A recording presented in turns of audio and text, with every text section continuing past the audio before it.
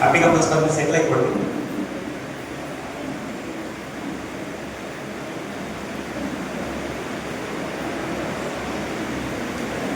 ఆదివారం రోజు యాక్చువల్గా ఇంట్లో పిల్లల్ని పెట్టి ఇక్కడికి వచ్చి కూర్చొని అందులో అసలు ఇంకొకసారి పేరెంటింగ్ ఇంతకు ముందు రోజుల్లో మా అమ్మ నాన్నలు కానీ మా అమ్మమ్మలు తాతయ్యలు నాన్నమ్మలు ఎవరు అటెండ్ అవ్వండి, ఈరోజు ఈ పేరెంటింగ్ ఎందుకు అనే క్వశ్చన్ మార్క్ చాలా మందికి ఉంటే వాళ్ళంటే మిమ్మల్ని కార్యక్రమానికి ఇన్వైట్ చేశారు, కానీ మీ ఇంట్రెస్ట్ లేకుండా నేను అసలు మాట్లాడలేను. నేను కరెక్ట్గా 10 నిమిషాలు మాట్లాడతాను. దాని తర్వాత మీకు ఈ క్లాస్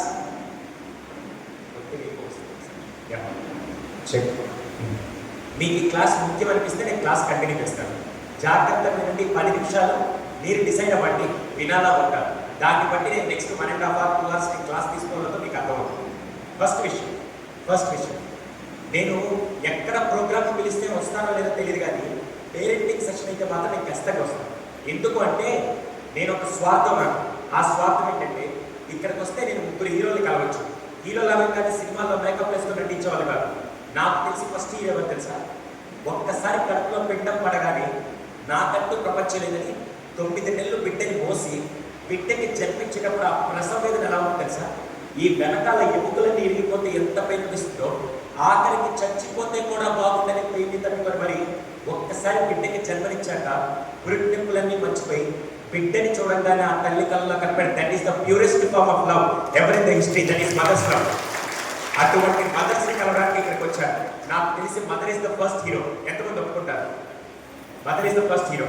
సెకండ్ హీరో ఎవరు? పాప అసలు రెస్పాన్స్ కదా బాగా హీరో.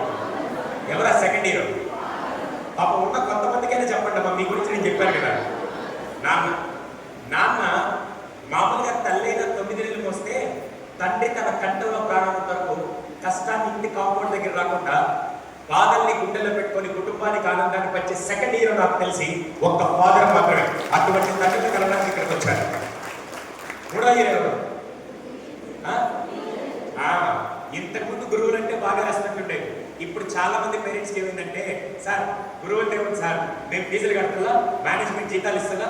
బాగా గుర్తుపెట్టుకోండి, జీతాలు తీసుకొని పనిచేయాలంటే చాలా ఉద్యోగాలు చేయొచ్చు, కానీ మీ పిల్లల జీవితాలు మార్చాలంటే ఒక టీచర్స్ మాత్రం చేయగలుగుతారు.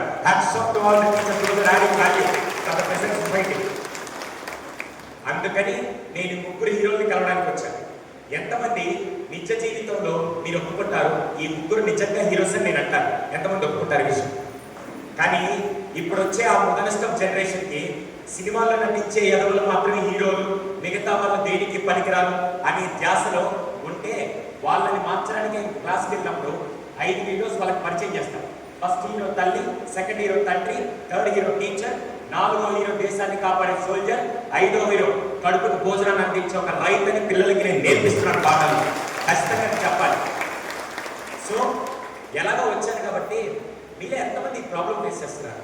సార్ ఇంతకుముందు రోజుల్లో మా అమ్మ వాళ్ళు కానీ అమ్మమ్మ వాళ్ళు కానీ 5గురు 6గురు 10 మంది సంతానం ఉన్నా కూడా అలా అలా అలా పెంచుకుంటూ వెళ్ళిపోయారు సార్.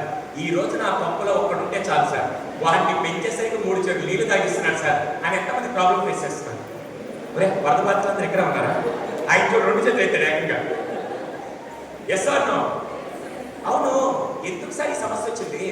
ఆ రోజుల్లో అంత బాగా పెంచుకుంటే లేదు. ఇప్పుడు ఎందుకంటే నేను ముఖ్యంగా దీన్ని మా భాషలో సైకాలజీ భాషలో ఏమంటారంటే జనరేషన్ గ్యాప్ అంటారు. జనరేషన్ గ్యాప్ ఎంతమంది పదం విన్నారు? అమ్మా ఏమనుకోకండి, విన్నారు కాబట్టి. జనరేషన్ గ్యాప్ అంటే ఏంటి మీరు చెప్పండి. జనరేషన్ గ్యాప్ అంటే ఏంటి మీకు తెలిసి చెప్పండి, తర్వాత నేను చెప్తాను. జనరేషన్ గ్యాప్ అంటే ఏంటి? ఏమో సార్ బాగా విన్నాం అంతే. అప్పుడప్పుడు నేను కింద కూడా రావచ్చు, పర్లేదు కదా, ప్రజల వద్దకే పాలనలాగా నేను వస్తుంటాను అన్నమాట. జనరేషన్ గ్యాప్ అంటే ఏంటి? కొద్దిగా అడ్జస్ట్ చేసుకోండి ఫోన్ వరకు సార్. అమ్మ అందరికి కనపడుతున్నానా? యా, జనరేషన్ గ్యాప్ అంటే ఏంటి చెప్పండి అమ్మ. అలవాట్లు, అప్పుడు అలవాట్లు ఇప్పుడు అలవాట్లు వేరు. వెరీ గుడ్, పెద్ద చెప్పండి. ఒక్క సెకండ్ చెప్పండి. ప్రీవియస్ ఏజ్ జాయింట్ ఫ్యామిలీస్ ఉన్నాయి, ఇప్పుడు నేను ఒక్కటి నాకు ఒక్కడు. Very good. టెక్నాలజీ పెరిగింది. Very good. ఇంకా ఇవన్నీ నేను ఒప్పుకుంటా. 200% మీరు చెప్పినవన్నీ ఒప్పుకుంటా. కానీ సైకాలజీలో దాన్ని జనరేషన్ గ్యాప్ వేరే విధంగా డిఫైన్ చేశారు. అది మీరు చెప్పినవన్నీ వాస్తవాలు, కానీ లోపల ఉన్న లక్షణాలు ఎలా మారాయో నేను చెప్తాను. అమ్మ, జనరేషన్ గ్యాప్ అంటే 1990 ముందు పుట్టిన వాళ్ళందరినీ 1990 ముందు పుట్టిన వాళ్ళందరినీ జనరేషన్ వై అంటారు. 1990 ముందు పుట్టిన వాళ్ళందరినీ జనరేషన్ వై అంటారు. 1990 నుంచి 2005 సంవత్సరం దాకా పుట్టిన వాళ్ళందరినీ generation Z or generation C అంటారు. కొన్ని దగ్గర 2000 సంవత్సరమే, కానీ ఇండియాలో అయితే 2005 వరకు. 2005 తర్వాత పుట్టిన అపర మేధావులందరూ మన పంపలు ఇప్పుడు ఉన్నారు కదా, వాళ్ళని జెన్ ఆల్ఫా అంటారు. ఏమంటారు? ఫస్ట్ 1990 ముందు పుట్టిన వాళ్ళందరినీ జనరేషన్ వై, దాని తర్వాత పుట్టిన వాళ్ళందరినీ జనరేషన్ జి, జనరేషన్ జెడ్, దాని తర్వాత జెన్ ఆల్ఫా. సార్ ఏంటి సార్ ఈ 3 జనరేషన్ తేడా అంటే, నేను చెప్తాను, అవునో కాదో మీరు చెప్పాలి. 1990 ముందు పుట్టిన వాళ్ళు జనరేషన్ వై వాళ్ళకి కొన్ని క్యారెక్టరిస్టిక్స్ అంటే లక్షణాలు ఎలా తెలుసా? పెద్దల్ని గౌరవించాలి, సంవత్సరం పొడుగున చదవాలి, ఏది ఈజీగా రాదు, నిజాయితీగా ఉండాలి, పంక్చువల్గా ఉండాలి, చెప్పిన మాట వినాలి, ఒబీడియంట్గా ఉండాలి, పెద్దల పట్ల గౌరవం ఉండాలని చెప్పి ఆ విలువలన్నీ ఆ రోజుల్లో ఉండే వాళ్ళకి ఉన్నాయని నేను అంటాను. ఎంతమంది ఒప్పుకుంటారు? ఇప్పటికీ మీరు ఎంతమంది మీ టీచర్ కానీ మీకంటే వయసులో పెద్దవాళ్ళు కనిపితే సార్ నమస్తే బాగున్నారా అని ఎంతమంది అంటారు? అవును, ఇది ఎవరన్నా చెప్పారా? మనకి మన బాడీలో ఉండిపోయింది. 1990 ముందు పుట్టిన వాళ్ళందరూ ఎంతమంది ఇక్కడ 1990 బిఫోర్ పుట్టారు? వయసు కంపించుకోలేదు, కొంతమంది చంద్రుడు కూడా ఎత్తట్లా నాకు తెలిసిన విషయం. ఓకేనా? సారీ, 1990 బిఫోర్ అయిపోయింది. 1990 నుంచి 2005 దాకా పుట్టిన జెన్ ఆల్ఫా, సారీ జెన్ జీ, వీళ్ళకేం తెలుసా? సంవత్సరం మొత్తం చదవాలా? ఎందుకు? కొద్దిగా నెల చదివితే చాలా, అంత రెస్పెక్ట్ ఎందుకు? ఫస్ట్ వాళ్ళు ఇస్తే తర్వాత నేను ఇస్తాను అని చిన్న గ్యాప్, ఎక్కువ కాదు చిన్న గ్యాప్, పెద్ద ప్రాబ్లం ఏం కాదు. తర్వాత పుట్టిన జెన్ ఆల్ఫా ఇప్పుడు వాళ్ళేం తెలుసా? సంవత్సరం, నెల, ఎందుకు? రేపు ఎగ్జామ్ అయితే ఇప్పుడు చదివితే పోలా? రెస్పెక్ట్ ఫస్ట్ నువ్వు ఇవ్వు, తర్వాత నాకు నచ్చితే ఇస్తాను, నువ్వు అడుగుతున్నావో నేను ఇవ్వను. అమ్మ, వంటింట్లో కూర్చొని ఎందుకు 2 గంటలు కష్టపడతావు? 2 నిమిషాలు మ్యాగీ అయిపోతే 2 నిమిషాలు స్విగ్గీ పెడితే వచ్చేస్తుందనే బ్యాచ్ ఈ జనరేషన్ నేను అంటాను. ఎంతమంది ఒప్పుకుంటారు విషయం? వాళ్ళకన్నీ వెయిట్ చేయడం వాళ్ళకి తెలియదు, అన్ని షార్ట్ టర్మ్ లో కావాలి. Yes or no?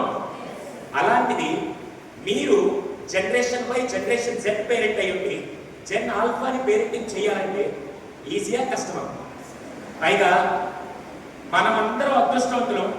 ఈ జనరేషన్ అంతా అదృష్టవంతులు అనుకుంటున్నా, దురదృష్టవంతులు అని నేను అంటాను. మళ్ళీ చెప్తున్నాను, మనందరం అదృష్టవంతులు. ఎందుకో కూడా కారణం చెప్తాను. అప్పట్లో ఈ దరిద్రపు టెక్నాలజీ, ఈ దరిద్రపు ఎక్కువ ఇన్ఫర్మేషన్ లేదు. మీరు ఎంతమంది నిజం చెప్పండి, చిన్నప్పుడు మీ ఇంట్లో టీవీలో 500 ఛానల్స్ వచ్చేవా? Yes or no? నో. మీ ఇంట్లో ఫోన్లు, సెల్ ఫోన్లు ఇవన్నీ ఉన్నాయా? అప్పట్లో వాట్సాప్, ఫేస్బుక్, ఇన్స్టాగ్రామ్ ఇవన్నీ ఉన్నాయా? అప్పట్లో ఏదో పబ్జీలు, ఫ్రీ ఫైర్ ఇవన్నీ ఉన్నాయా? అసలు ఎంటర్టైన్మెంట్ నాకు తెలిసి 4 బయటికి వెళ్ళి గోడలు పక్కన పెట్టి ఆ గ్రౌండ్ లో ఆడుకుంటే ఎంటర్టైన్మెంట్ తప్ప వేరే సోర్స్ లేదు. Yes or no? అవును, మీకు అందరికి గుర్తుందా? ఆ రోజుల్లో మన ఇంట్లో టీవీ ఉండేది కాదు, పక్కింట్లో టీవీ ఉంటే కిటికీల్లో నుంచో లేకపోతే వెళ్ళి కూర్చొని అదేదో సాయంత్రం పూట ఒక ఛానల్లో ఒక ప్రోగ్రామ్ వచ్చేది. ఎంతమంది చిత్రలహరి బ్యాచ్? వెరీ గుడ్, అందరూ ఎక్కడ ఉన్నారు? అవునా? మనందరం ఆ బ్యాచ్. కానీ ఈరోజు దౌర్భాగ్యం ఏంటి తెలుసా? వాడికి అన్నీ ఉన్న దురదృష్టం ఎలా ఉంటుంది సార్? ఇటు తిప్పితే ఫేస్బుక్, ఇటు తిప్పితే వాట్సాప్, ఇటు తిప్పితే ఇన్స్టాగ్రామ్, ఇటు తిప్పితే పబ్జీ అని అన్ని వాడిని చంద్రముఖి పిలిచినట్టు రారా వచ్చి రారా అంటే వాడు ఏం చేస్తాడు? ఇన్ని డిస్ట్రాక్షన్స్ మధ్య ఇప్పుడు మిగతావన్నీ నేర్పించాల్సిన బాధ్యత. ఈరోజు ఈ క్లాస్ విద్వా స్కూల్ వాళ్ళు ఎందుకు ఆర్గనైజ్ చేస్తారో నేను చెప్తాను. వినాలా వద్ద మీరు డిసైడ్ చేసుకోండి. ఒకే ఒక క్వశ్చన్ అడతారు, ఒకే ఒక క్వశ్చన్. మీలో ఎంతమంది మీ పిల్లల్ని కేటగిరీ 1లో పెంచాలనుకున్నారా, కేటగిరీ 2లో పెంచాలనుకున్నారా? I repeat once again, category 1లో పెంచాలనుకున్నారా, కేటగిరీ 2లో పెంచాలనుకున్నారా? సార్ కేటగిరీ 1 ఏంటి, 2 ఏంటి? కేటగిరీ 1, సార్ నా పిల్లలకి 100కి 100 మార్కులు రావాలి సార్, ఒక్క మార్కు కూడా తగ్గకూడదు. వాడు రేపటి రోజు దేనికి పనికి రాకపోయినా పర్లేదు, వాడి క్యారెక్టర్ లేకపోయినా, బిహేవియర్ లేకపోయినా, దేనికి పనికి రాకపోయినా పర్లేదు సార్, కానీ 100కి 100 రావాలి, ఒక్క మార్కు కూడా తగ్గకూడదు. అలా నా పిల్లల్ని పెంచాలనుకున్నాను సార్. వాళ్ళు కేటగిరీ 1.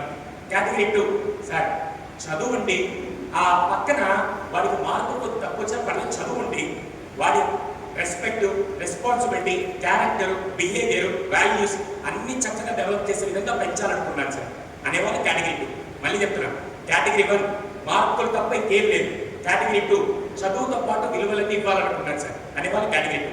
ఎంతమంది మీ పిల్లల్ని కేటగిరీ 1 కేవలం మార్కులు ఉంటే చాలు సార్, వాడికి ఏం లేకపోయినా పర్లేదు అనేవాళ్ళు ఎంతమంది? నువ్వు నప్పుడు పడలేడా? ఇప్పుడు గూగుల్ ఎత్తుకోవాలి. ఎంతమంది కేటగిరీ 2లో పెంచాలనుకుంటున్నారు? First of all I feel extremely happy. ఈ తరంలో చాలా మంది పేరెంట్స్ విలువలతో పెంచాలని కోరుకునే పేరెంట్స్ ఈరోజు ఈ హాల్లో కూర్చున్నందుకు మీ అందరికీ నా తరఫున big round of applause. Thank you so much. ఎందుకు అంటే ఈరోజు వారికి అది జ్ఞాపకపోతే 8వ క్లాసులో తల్లి ఫోన్ ఇవ్వలేదని చెప్పి, సారీ తల్లి పబ్జీ ఆడొద్దని చెప్పిందని చెప్పి పబ్జీ మీద మోసతో తల్లి మీద కోపంతో తల్లిని చంపి బెడ్రూమ్లో 7 దగ్గర 3 రోజులు పబ్జీ గేమ్ ఆడితే పక్కింటి వాళ్ళకి పుల్లిని స్మెల్ వచ్చి నేరుగా పోలీస్ స్టేషన్ తీసుకెళ్ళి అప్పగించారు. అంత దారుణమైన స్థితి రావడానికి కారణం వాడి దగ్గర చదువు ఉంది కానీ విలువలు లేవు. అటువంటి విలువలు అందించడానికి ఈరోజు ఒక ప్రోగ్రామ్ని నాలాంటి వ్యక్తిని హైదరాబాద్ తీసుకొని ఇటువంటి మండపాన్ని తీసుకొని అంతమంది పేరెంట్స్ని గ్యాదర్ చేసి ఈ స్కూల్ మేనేజ్మెంట్ ఒకటి ఆశించారు. సార్ చదువు మేము నేర్పిస్తాం, విలువలు అప్పుడప్పుడు మీలాంటి వాళ్ళు వచ్చి కొన్ని చెప్తే బాగుంటుందని ఇటువంటి కార్యక్రమం ఆర్గనైజ్ చేసిన స్కూల్ మేనేజ్మెంట్కి జయచంద్ర గారికి స్పెషల్గా థ్యాంక్స్ తెలియజేస్తున్నాను. So shall we discuss cutting చేద్దాం. దయచేసి కొద్దిసేపు దేవుడు అందరికీ 2 చేతులు ఇచ్చాడు. కానీ ఈ మధ్య మొదటి స్టెప్ టెక్నాలజీ వచ్చాక 3వ చెయ్యిని మనమే సృష్టించుకున్నాం. 3వ చెయ్యి ఏంటి? ఆ 3వ చెయ్యి మీకు తెలుసా? Very good. అమ్మ, ఒక డాక్టరు కార్డియాలజిస్టు హార్ట్ ఆపరేషన్ చేస్తున్నాడు. హార్ట్ ఆపరేషన్ చేసే టైంకి ఏం జరిగింది తెలుసా? పక్కనే ఫోన్ పెట్టుకొని అప్పుడే వాట్సాప్లో నోటిఫికేషన్ వచ్చింది. ఆయన కట్ చేసి గుండె వాల్వ్స్ అని ఏదో రిపేర్ చేస్తున్నాడు. ఆ టైంలో వాట్సాప్ వస్తే నేను ఒక్క నిమిషం ఆగా. ఇలా చూస్తే ఏమవుతుంది? పేషెంట్ పోతాడు. ఒక సోల్జర్ యుద్ధానికి వెళ్ళినప్పుడు గన్ను లోడ్ చేసుకొని పాకిస్తానీ సోల్జర్స్ లేకుంటే ఎనిమిస్ ఎదురొస్తున్నప్పుడు మనోడు అక్కడ నిల్చొని నేరుగా ఇంకా ఫైల్ చేసే పొజిషన్లో ఇన్స్టాగ్రామ్లో ఏదో నోటిఫికేషన్ రాగానే ఒక్క నిమిషం ఆగా అని చూస్తే ఏమవుతుంది? అలాగే 1.5 hours 2 hours my sincere request, ఇక్కడ కూర్చున్న పేరెంట్స్ అందరికీ ఫోన్స్ దయచేసి సైలెంట్లో పెట్టి, అవును సీఎం చంద్రబాబు నాయుడు గారు కానీ పిఎం నరేంద్ర మోదీ గారు కానీ మీకు ఎవరికైనా చేస్తారనిపిస్తే మీరు హ్యాపీగా మాట్లాడుకోవచ్చు.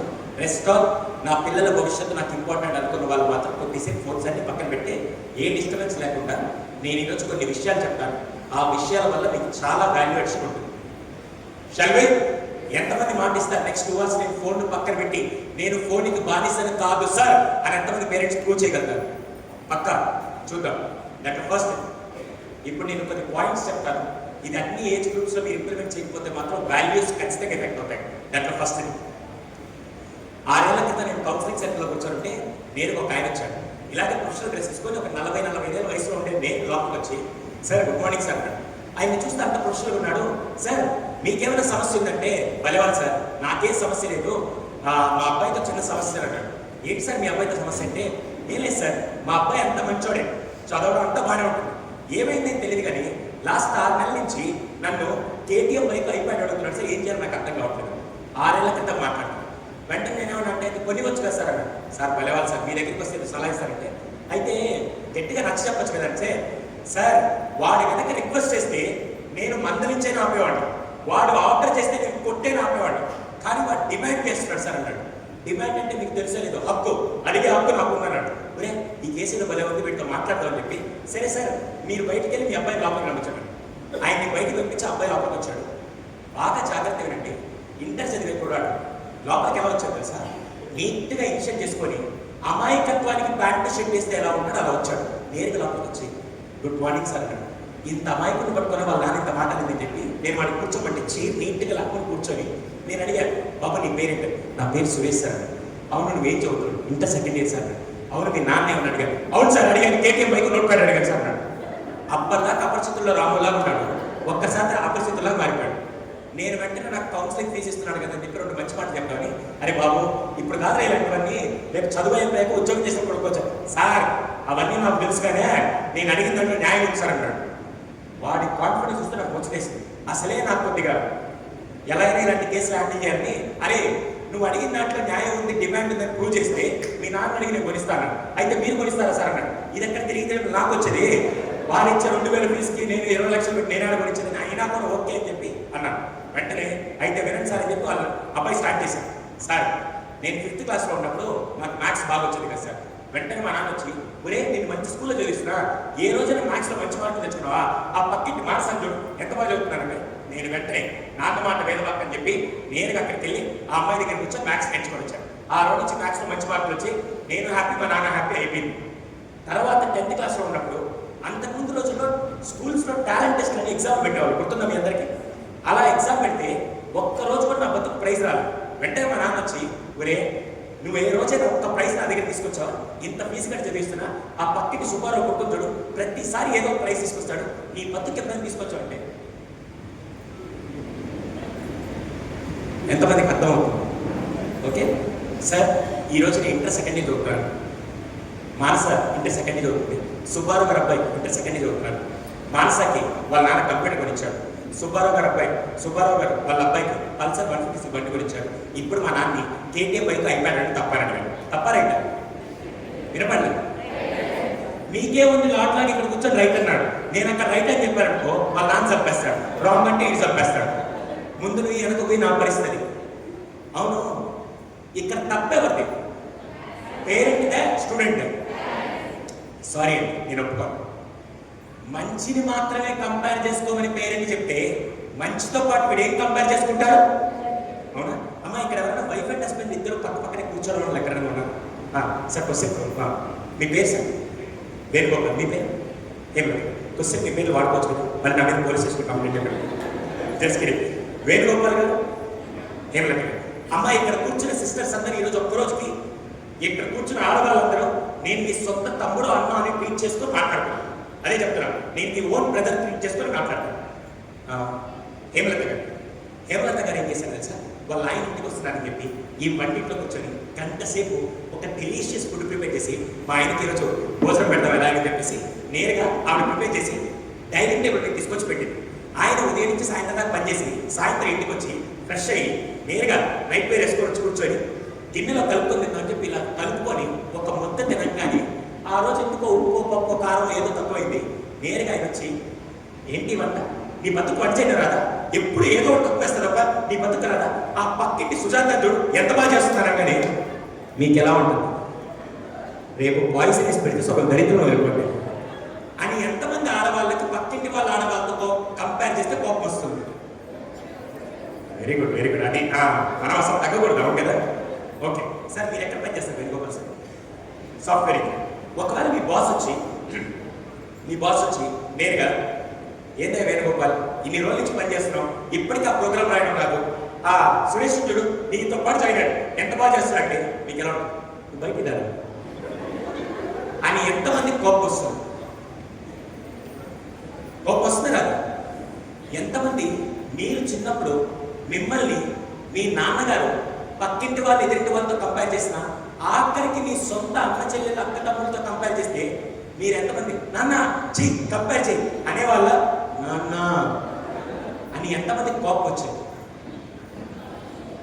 అమ్మ ఒంటి మీదకి 30-35 సంవత్సరాలు 40 సంవత్సరాలు వచ్చిన మనకి అంత కోపం వస్తుంటే చిన్నపిల్లల్ని కంపేర్ చేస్తే వాళ్ళలో ఉండే ఒరిజినల్ పొటెన్షియల్ అంతా చచ్చిపోతుంది. సైకాలజిస్ట్గా మేము చాలా వరకు కౌన్సిలింగ్ ఇస్తుంటే తెలియకుండా 30-35 సంవత్సరాలు ఉండాలి కౌన్సిలింగ్ వస్తే మొత్తం మేము బ్యాక్ టైంకి వెళ్ళి వాళ్ళ కేసెస్ ఇస్తుంటే చాలా మంది పిల్లలు చిన్నప్పుడు కంపేర్ చేయడం వల్ల వాళ్ళ పొటెన్షియల్ చచ్చిపోతుంది. ఈ రోజు నుంచి గుర్తుపెట్టుకోండి, కంపేర్ చేస్తే పిల్లల జీవితం నాశనం అవుతుంది. మైండ్ మై వర్డ్స్, కంపేర్ చేస్తే పిల్లల జీవితం నాశనం అవుతుంది. కానీ ఇంకోటి కూడా చెప్తారు, కంపేర్ చేస్తేనే పిల్లలు బాగుపడతారు.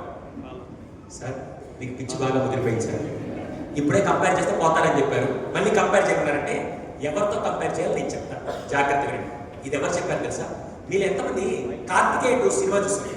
కార్తికేయ 2 దాంట్లో ఒక ఆయన బాలీవుడ్ యాక్టర్, ఆయన ఏం చేస్తారు తెలుసా? కృష్ణుడి గురించి ఎక్స్ప్లెనేషన్ ఇస్తాడు. మీరు ఎంతమంది గుర్తుందో? ఒక ఆయన గుడ్డేసుకొని చెప్తుంటారు, ఆయన పేరు అనుపమ్ ఖేర్. ఆయన చెప్పిన సార్ మీరు కూర్చునేసేది వెనక వాళ్ళ కనపడదు, కూర్చోండి పర్లేదు, ఏం కదా అటు ఇటు నేను తిరుగుతూ ఉంటాను, నాకు డాన్స్ అయ్యి ఇష్టం. అనుపమ్ ఖేర్ ఆయన ఒక వీడియోలో ఆయన లైఫ్లో జరిగిన ఒక ఇన్సిడెంట్ తీసుకొని వచ్చి ఒక వీడియో తీశాడు. వీలైతే నేను మీ మేనేజ్మెంట్తో మీ ప్రిన్సిపల్ గారికి ఆ వీడియో పంపిస్తాను, లేదా యూట్యూబ్లోకి వెళ్ళి అనుపమ్ ఖేర్ ఫెయిల్యూర్ వీడియో కొట్టండి. దాంట్లో ఏం చేశాడు తెలుసా? ఒక చిన్న స్కిట్ చేసి చూపించాడు. ఒక అబ్బాయి 7వ తరగతి చదివే అబ్బాయి ఆ రోజు భోజనం చేద్దాం ఇంట్లో ఉన్నాడు. మీకు ఎంతమంది గుర్తుంది? ప్రోగ్రెస్ రిపోర్ట్స్ అనే ప్రోగ్రెస్ కార్డ్స్ అని ఉండేవి, గుర్తుంది మీ అందరికీ? ఆ రోజు అబ్బాయికి ప్రోగ్రెస్ రిపోర్ట్ వచ్చింది. మార్కులు తక్కువ వస్తే ప్రోగ్రెస్ రిపోర్ట్లు ఎవరి సంతకం పెట్టించాలి? యాక్చువల్గా పేరెంట్స్ సంతకం పెట్టారు. వాడికి ఆ రోజు ప్రోగ్రెస్ రిపోర్ట్ వచ్చింది, మార్కులు తక్కువ వచ్చి నాన్నకి తెలిస్తే చంపేస్తాడని చెప్పి నేరుగా పెళ్లి తీసుకొని నాన్న సంతకం పెట్టేద్దామని అక్కడ దాకా వెళ్ళాడు. కానీ ఎక్కడో తండ్రి పక్కన గుర్తొచ్చి తప్పని చెప్పి సంతకం పెట్టలా, అలాగే కూర్చోండి. ఇంతలో సాయంత్రం 7:30 వాళ్ళ అమ్మ అరే డిన్నర్ చేద్దు రాని నేరుగా వెళ్ళి బయటకు వచ్చాడు. అలాగే తలదించుకొని వచ్చి డైనింగ్ టేబుల్ మీద కూర్చొని ఇలా కలుపుతూ ఉంటే పక్క నుంచి వాళ్ళ నాన్న వచ్చి అరే ఈరోజు ప్రోగ్రెస్ ఎప్పుడు రావాలి కదా ఏది అన్నాడు. వెంటనే పక్క నుంచి అమ్మ వచ్చి అండి ఎన్నివ్వండి ఇప్పుడు, ఎందుకంటే లేదండి వాడిని తెమ్మండి. వీటిని నేరుగా అలాగే తలదించుకొని వెళ్ళి ప్రోగ్రెస్ రిపోర్ట్ తీసుకొని వచ్చి టేబుల్ పెట్టి డిసైడ్ అయిపోయాడు. ఈ రోజు మా నాన్న బెల్ట్ కొడతాడు, ఏం చేస్తాడు నాకు అర్థమైపోతుంది, ఈ రోజు నేను కొడతాడని డిసైడ్ అయిపోయి అలాగే తలదించుకొని ఉంటే వాళ్ళ నాన్న ఏం మాట్లాడకుండా సంతకం పెట్టేసి ఇలా తినడం మొదలుపెట్టాడు. వీడు ఒక్కసారి కలుపుకుంటూ తల పైకెత్తి ఏంట్రా మా నాన్న ఏం తినట్లేదు చెప్తే వెంటనే వాళ్ళ నాన్న అడిగాడు, హే బిట్టు నీకెంత ర్యాంక్ వచ్చింది అడిగాడు. వాడు ఒక్కసారిగా 49 ర్యాంక్ వచ్చింది డాడీ. నీ క్లాస్లో ఎంతమంది ఉన్నారు? 50 మెంబర్స్ ఉన్నారు. ఆ పొజిషన్లో మీరుంటే ఏం చేస్తారు మీకు నాకు బాగా తెలుసు. కానీ వాళ్ళ నాన్న ఏం చేస్తారు తెలుసా, బిట్టు క్లాస్లో ప్రతిసారి ఫస్ట్ వచ్చేవాడు సెకండ్ వస్తే తట్టుకోలేడు, ప్రతిసారి ఫస్ట్ వచ్చేవాడు సెకండ్ వస్తే తట్టుకోలేడు. ఎప్పుడు దానికోసం తాపత్రయపడుతూ ఏదో పరిగెడుతూ వాడు ఏదో కోల్పోతూ ఉంటాడు. కానీ నీకు విషయం చెప్పంట, నువ్వు కొద్దిగా కష్టపడితే నెక్స్ట్ టైం 38 వస్తుంది, ఇంకొద్ది కష్టపడితే నెక్స్ట్ టైం 29 వస్తుంది, ఇంకొద్ది కష్టపడితే నెక్స్ట్ టైం 21 వస్తుంది. అలా ఇంప్రూవ్ చేసుకుంటూ వెళ్తే నువ్వు ఎదగలుగుతావు. నాకు నీలా ఇంప్రూవ్మెంట్ కావాలి, నెక్స్ట్ టైం 38 ర్యాంక్ ట్రై చేయని చెప్పగానే ఒక్కసారిగా పిల్లడు నమ్ముతాడు. ఇప్పుడు చెప్పండి ఎవరితో కంపేర్ చేయాలి? పక్కింటి వాళ్ళు ఎదురింటి వాళ్ళతోనా మీ పిల్లలతోనేనా? వినపడలే. ఇప్పుడు నేను ఇదే విషయం మా సిస్టర్కి వచ్చి అమ్మ వాళ్ళ ఆయన ఇలా చెప్పాడు, ప్రతిసారి వంట బాగా చేస్తావు, ఎందుకో ఈరోజు పరధ్యానంలో ఉప్పు కొద్ది తక్కువ వేసావు, మళ్ళీ నీ చేతి వంట అద్భుతంగా తినాలని నేను వెయిట్ చేస్తున్నానంటే నెక్స్ట్ డే ఇంకా అద్భుతంగా చేయాలనుకుంటారో వద్దనుకుంటారు. ఇప్పుడు ఏం చేశారు, ఆవిడ వంటని ఆవిడతోనే కంపేర్ చేస్తే చాలా అద్భుతంగా పర్ఫార్మెన్స్ ఉంటుంది. పక్కింటి సుజాతతో ఎదురింటి శ్యామలతో కంపేర్ చేస్తే మాత్రం నెక్స్ట్ డే పాయిజన్ ప్లేట్లో ఉంటుంది. ఎంతమంది ఒప్పుకుంటారు ఈ విషయం? ఈ రోజు నుంచి పిల్లల్ని ఎవరితో కంపేర్ చేయాలి? వేరే వాళ్ళతోనో వాళ్ళతోనే. ఇది చాలా ముఖ్యంగా కంపారిజన్ ఉంటేనే పిల్లలు ఎదుగుతారు. కానీ ఆ కంపారిజన్ ఎలా చేయాలి తెలుసా? ఎప్పుడైనా మీకు మార్కుల విషయం వచ్చినప్పుడైనా అరే లాస్ట్ టైం మ్యాథ్స్లో నీకు 17 వచ్చాయి, నెక్స్ట్ టైం నువ్వు 19 తెచ్చుకోవాలి నేను కోరుకుంటా అంటే డాడ్ అడిగేవాడికి నేను చేస్తాను అనే విధంగా ఉంటారు తప్ప నీ బతుకి ఎప్పుడు 17 అయినా వాళ్ళు 25 అవుట్ ఆఫ్ 30 తెచ్చుకోండి. దయచేసి మీ పిల్లల్లో ఇంప్రూవ్మెంట్ చూడాలనుకుంటారా, వెనక్కి పంపించాలనుకుంటారా? డిసైడ్ అవ్వండి. ఈ రోజు నుంచి ఇంప్రూవ్మెంట్ చూడాలనుకుంటే మాత్రం మై సిన్సియర్ రిక్వెస్ట్, పిల్లల్ని వాళ్ళతోనే కంపేర్ చేయండి. ఎంతమందికి ఈ పాయింట్ అర్థమైంది? అమ్మా నేను చాలా క్లియర్గా నిదానంగా చెప్తున్నాను, అందరికి అర్థమవుతుందా? క్లియర్ కదా? ఫస్ట్ ఇది. సెకండ్ పాయింట్, నేను చెప్పే ప్రతి పాయింట్ని మళ్ళీ నేను మేనేజ్మెంట్ వీలైతే లిఖిత పూర్వకం ఇస్తాను. పైగా చాలా మంది నోట్ చేసుకుంటున్నారు, ఫెంటాస్టిక్. ఫస్ట్ పాయింట్ ఎవరితో కంపేర్ చేయాలి? వాళ్ళతో. సెకండ్ నాకు బాగా నచ్చే పాయింట్ అమ్మా. సెకండ్ అదేంటి తెలుసా? చాలా జాగ్రత్తగా, ఒక famous psychologist Telugu, Hindi, English అన్ని భాషలకు అర్థమయ్యేందుకు ఒక కొటేషన్ ఇచ్చాడు. నా జీవితాన్ని మార్చిన కొటేషన్. అదేంటో ఫస్ట్ ఇంగ్లీష్లో చెప్పి తర్వాత తెలుగులో చెప్తాను. It does not matter what you live for your child, but it is very important what you live inside your child. మీ పిల్లలకి ఎంత ఆస్తులు వెళ్తున్నా ఇంపార్టెంట్ కాదు, మీ పిల్లల గుండెల్లో ఎటువంటి విలువలు నింపుతున్నావు ఇంపార్టెంట్ అని చెప్పి ఒక ఫేమస్ సైకాలజిస్ట్ చెప్పాడు. ఎటువంటి విలువలు నింపుతున్నావు? మళ్ళీ చెప్తున్నాను, మీ పిల్లలకి ఎంత ఆస్తులు వెళ్తున్నావు ఇంపార్టెంట్ కాదు, మీ పిల్లల గుండెల్లో ఎంత విలువలు నింపుతున్నావు అనేది ఇంపార్టెంట్. ఎంతమంది ఒప్పుకుంటారు ఈ పాయింట్? పైగా ఈ జనరేషన్లో ₹1,00,00,000 ఇచ్చిన 5 నిమిషాలు హారతి చేసే బ్యాచ్ ఈ జనరేషన్లో ఉన్నారు. అటువంటి టైంలో ఈ ఫేమస్ సైకాలజిస్ట్ చెప్పిన విషయాన్ని నేను ఎగ్జాంపుల్ చూపిస్తాను. మా హ్యాండ్ రైటింగ్ ఎక్స్పర్ట్ ఒక ఆయన ఉన్నారు, మల్లికార్జున్ గారు. మల్లికార్జున్ గారిని నేను హైదరాబాద్లో ఇద్దరు కలిసి వర్క్ చేస్తుంటాం. ఒకరోజు ఆయన క్యాంప్కి వెళ్ళి నెక్స్ట్ డే ఆయన నాకు ఫోన్ చేశారు, సుధీర్ నేను క్యాంప్కి వెళ్ళాను, ఇఫ్ యూ డోంట్ మైండ్ పిల్లడు స్కూల్లో ఉన్నాడు, ఈరోజు డ్రైవర్ కూడా రావట్లేదు, ఇఫ్ యూ డోంట్ మైండ్ నువ్వు వెళ్ళి పిక్ చేసుకొస్తాడు. మేమందరం ఫ్యామిలీ ఫ్రెండ్స్ కాబట్టి ఓకే అని చెప్పి నేను వెళ్ళాను. నేను నేరుగా స్కూల్ దగ్గరికి వెళ్ళేసరికి ఆ రోజు నా డ్రైవర్ లేదు, నేనే సెల్ఫ్ డ్రైవ్ చేసుకుంటూ అక్కడికి వెళ్ళాను. మధ్యాహ్నం 3:30కి స్కూల్ బ్రేక్ ఇచ్చారు. వాడు అక్కడి నుంచి పరిగెత్తుకుంటూ వస్తున్నాడు. కారులో నుంచి నన్ను చూసి మామయ్య అని చేయొస్తుంటే వాడంతా 4th క్లాస్ చదువుతున్నాడు, 9 years కి. నేను వెంటనే రారాడు అని చెప్పి వాడు వస్తున్నాడు కదా అని చెప్పి నేను కార్లో డ్రైవర్ సీట్లో కూర్చోన్నాను. నా పక్క సీట్లు వెనకాల సీట్లు అన్ని ఖాళీ ఉన్నాయి. నేనేం చేశాను తెలుసా, వాడు వస్తున్నాడు కదా అని చెప్పి నా పక్క సీట్ ఇలా ఓపెన్ చేసి డోర్ ఓపెన్ చేసి పెట్టాను. వాడు నేరుగా పరిగెట్టుకుంటూ వచ్చి నా పక్క నుండి డోర్ క్లోజ్ చేసి వెనక డోర్ ఓపెన్ చేసి వెనక డోర్లో కూర్చున్నాడు. నాకు అర్థం కాదు, ఏంటో వీడు వెనక డోర్లో కూర్చున్నాడు చెప్పి నేను వెనక తిరిగి, అరే ముందు నీకోసం డోర్ ఓపెన్ చేసి ఎందుకు కూర్చోలేదంటే, లేదు మామయ్య ముందు కూర్చోకూడదు అందుకే వెనక కూర్చున్నాడు. ఏమైందంటే మామయ్య నా ఏజ్ 9 years కదా, ఈ ముందు కూర్చుంటే సీట్ బెల్ట్ ఎంత ఏజ్ వాళ్ళకి తయారు చేశారంటే 11 లబో పిల్లలకు తయారు చేశారు. నేను 9 years కదా, ఒకవేళ నేను సీట్ బెల్ట్ పెట్టుకుని అది కరెక్ట్గా ఫిట్ అవ్వదు, నేను ముందు కూర్చుంటే వెళ్తున్నప్పుడు బ్రేక్ వేసినప్పుడు వెళ్ళి నేను ముందుకు తగులుతూ ఉంటాను. అందుకని మా నాన్న ఆల్రెడీ చిన్నప్పుడు చెప్పాడు 11 years వరకు ఫ్రంట్ సీట్లో కూర్చోకూడదు అని చెప్పాడు.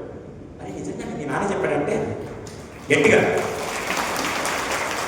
నేను అసలే నాకు కొద్దిగా వీళ్ళు టెంప్ చేద్దామని నేను ఏం చేశాను, ఒరే మీ నాన్న చెప్పాడు ఓకే, నీకు విషయం చెప్పంట, ఇప్పుడు ఎలాగో కార్లో మీ నాన్న లేదు కదా, నేను మీ నాన్న కూడా చెప్పను వచ్చి ముందు కూర్చోంటే, లేదు మావయ్య మా నాన్న ఉన్నా లేకుండా 11 ఏళ్ళ వరకు నేను మాత్రం ఫ్రంట్ సీట్లో కూర్చోను, ఇది మా నాన్న నేర్పించిన విలువ అని చెప్పి అబ్బాయి చెప్పాడు. That is the first thing. ఈ రోజు వాళ్ళ నాన్న వాడికి ఆస్తిని ఇచ్చాడు, విలువలు ఇచ్చాడు. ఫస్ట్ పాయింట్ బాగా పెట్టుకోండి. ఫస్ట్ పాయింట్ ఈ రోజు నుంచి మీరు ఎలా నేర్పిస్తున్నారు అనేది ఇంపార్టెంట్. నా digital marketing expert Sai Ramesh ఒక ఉంటాడు. వాళ్ళ నాన్న చిన్నప్పుడు ఆ అబ్బాయి ఏం చేశాడంటే, సాయి రమేష్ నా ఫ్రెండే, వాళ్ళ అబ్బాయికి చిన్నప్పటి నుంచి ఏం నేర్పించాడు తెలుసా, అరే నీకు మాత్రం డబ్బులు నేను ఊరికే ఇవ్వను, నువ్వు ఎక్కడో పని చేస్తే సంపాదించు, నువ్వు ఇల్లు తుడిస్తే నేను చిన్న అప్రిషియేషన్ ఫీల్ ఒకటి ఇస్తా, బట్టలు తింటే ఒకటి ఇస్తా, కార్ క్లీన్ చేస్తే ఒకటి ఇస్తా అని చెప్పి చిన్నగా అప్రిషియేషన్ ఇచ్చేవాడు. వాళ్ళ స్కూల్ కూడా అదే నేర్పించింది. ఒకరోజు వీడు ఏం చేశాడు తెలుసా, ఎప్పటికప్పుడు చిన్న పనులు చేసి మనీ సేవ్ చేసుకుంటున్నాడు. ఒక ఆదివారం వాడికి ఎప్పుడు జంక్ ఫుడ్ తిండు, అస్సలు జంక్ ఫుడ్ ఎంకరేజ్ చేయడు, సంవత్సరానికో 6 నెలలకోసం తినేవాడు. ఆ రోజు ఆదివారం రోజు లేస్ ప్యాకెట్ కొనుక్కోవాలనుకున్నాడు. లేస్ ప్యాకెట్ ఎంత కాస్ట్? మీ దగ్గర రెస్పాన్స్ రాదు, మీ పిల్లలు అడిగితే బాగా తెలుస్తుంది. 5 rupees కొద్ది పెద్ద ప్యాకెట్ సార్ 10 rupees. వీడు లేస్ ప్యాకెట్ కొనుక్కోవాలనుకున్నాడు. కానీ డబ్బులు అడగాలంటే ఎక్కడో చిన్నప్పటి నుంచి నాన్న నేర్పిన విలువ గుర్తొచ్చి ఈరోజు డబ్బులు అడగడు, కానీ డబ్బులు సంపాదించాలని వాడు కూడా 4th class పెట్టి వాడు ఏం చేశాడు తెలుసా, బాగా ఆలోచించి నేరుగా నాన్న దగ్గరికి వచ్చి, నాన్న దస్తా పేపర్లు ఇవ్వన్నాడు. ఎందుకురా అని వాళ్ళ నాన్న అడగల, నేరుగా తీసుకొని వీడు వెళ్ళిపోతూ మళ్ళీ వెనకొచ్చి, నాన్న కత్తెర గమ్ము టేపు ఇవ్వన్నాడు. మళ్ళీ ఎందుకురా అని అడగల, అన్ని తీసుకొని వీడు బెడ్రూమ్లోకి వెళ్ళి అర్ధగంటలో బయటకు వచ్చి, నాన్న రాకపోదా అన్నాడు. ఎక్కడికి రా అని అడగల, నేను వాళ్ళ నాన్నతో పాటు వెళ్తే మెడికల్ షాప్ తీసుకెళ్ళి, వీళ్ళు ఎంతమంది పేపర్ కవర్లని గుర్తున్నాయి, అంతకుముందు రోజుల్లో మెడికల్ షాప్ పేపర్ కవర్లు ఇచ్చేవారు. వీడు ఆ పేపర్ కవర్లో ఒక 50 చేసి నేరుగా షాప్ దగ్గరికి వెళ్ళి, అంకల్ ఎంత వస్తాయన్నాడు. వెంటనే ఆయన చూసి, ఎన్ని ఉన్నాయి బాబా, ఒక 50 అన్నాడు. ఒక 15 రూపాయలు ఇస్తాను ఇవ్వని చెప్పి ఆ 15 రూపాయలు తీసుకొని 10 రూపాయలు లేస్ ప్యాకెట్ కొనుక్కొని 5 రూపాయలు వాళ్ళ నాన్నకిచ్చి తింటా ఇంటికి వచ్చాడు. That is the value he cultivated, how to earn money. ఈ రోజు నుంచి మై సిన్సియర్ రిక్వెస్ట్, అమ్మా ఇప్పటికీ నేను ఒక విషయం అడుగుతాను, ఈరోజు మీకు సమాజంలో రెస్పెక్ట్ వస్తుందంటే మీ బిహేవియర్, మీ క్యారెక్టర్, మీ పర్సనాలిటీ వల్ల నేను చెప్తాను. ఎంతమంది ఒప్పుకుంటాను? ఇప్పటికీ నేను బయట వెళ్తున్నప్పుడు ఇప్పుడు నేను జయచంద్ర గారికి ఎందుకు గౌరవిస్తాను తెలుసా, ఆయన ఇందాక ఒక స్కూల్ కరెస్పాండెంట్గా అయిండొచ్చు, నాకు అది తెలియదు, కానీ ఒక వ్యక్తి వయసులో చిన్న వ్యక్తులు వచ్చినా కూడా ఆయన చేతులు జోడించి నమస్కరించే ఆ సంస్కారానికి నేను రెస్పెక్ట్ ఇస్తున్నాను. అది చదువుతూ రాదు, వ్యక్తిలో వస్తుంది. అటువంటి సంస్కారాన్ని పిల్లలకి నేర్పకపోతే మనం మిస్ చేస్తున్నట్టు. ఎంతమంది ఒప్పుకుంటారు విషయం? అవును, ఇది ఎవరు నేర్పించాలి? సార్ వేలకు వేలు, వందలకు వందలు ఫీజులు కడుతున్నాం కదా, అన్నీ వాళ్ళు చూసుకుంటారులే అని అనుకోవడం రైటా రాంగ్? ఇది మళ్ళీ చెప్తున్నాను, ఇది టీచర్లు నేర్పించాలా, పేరెంట్స్ నేర్పించాలంటే నేనేమంటాను తెలుసా, ఇద్దరు కలిసి.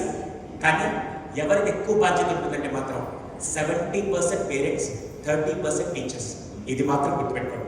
ఇది సెకండ్ పాయింట్. ఫస్ట్ది ఎవరితో కంపేర్ చేయాలి?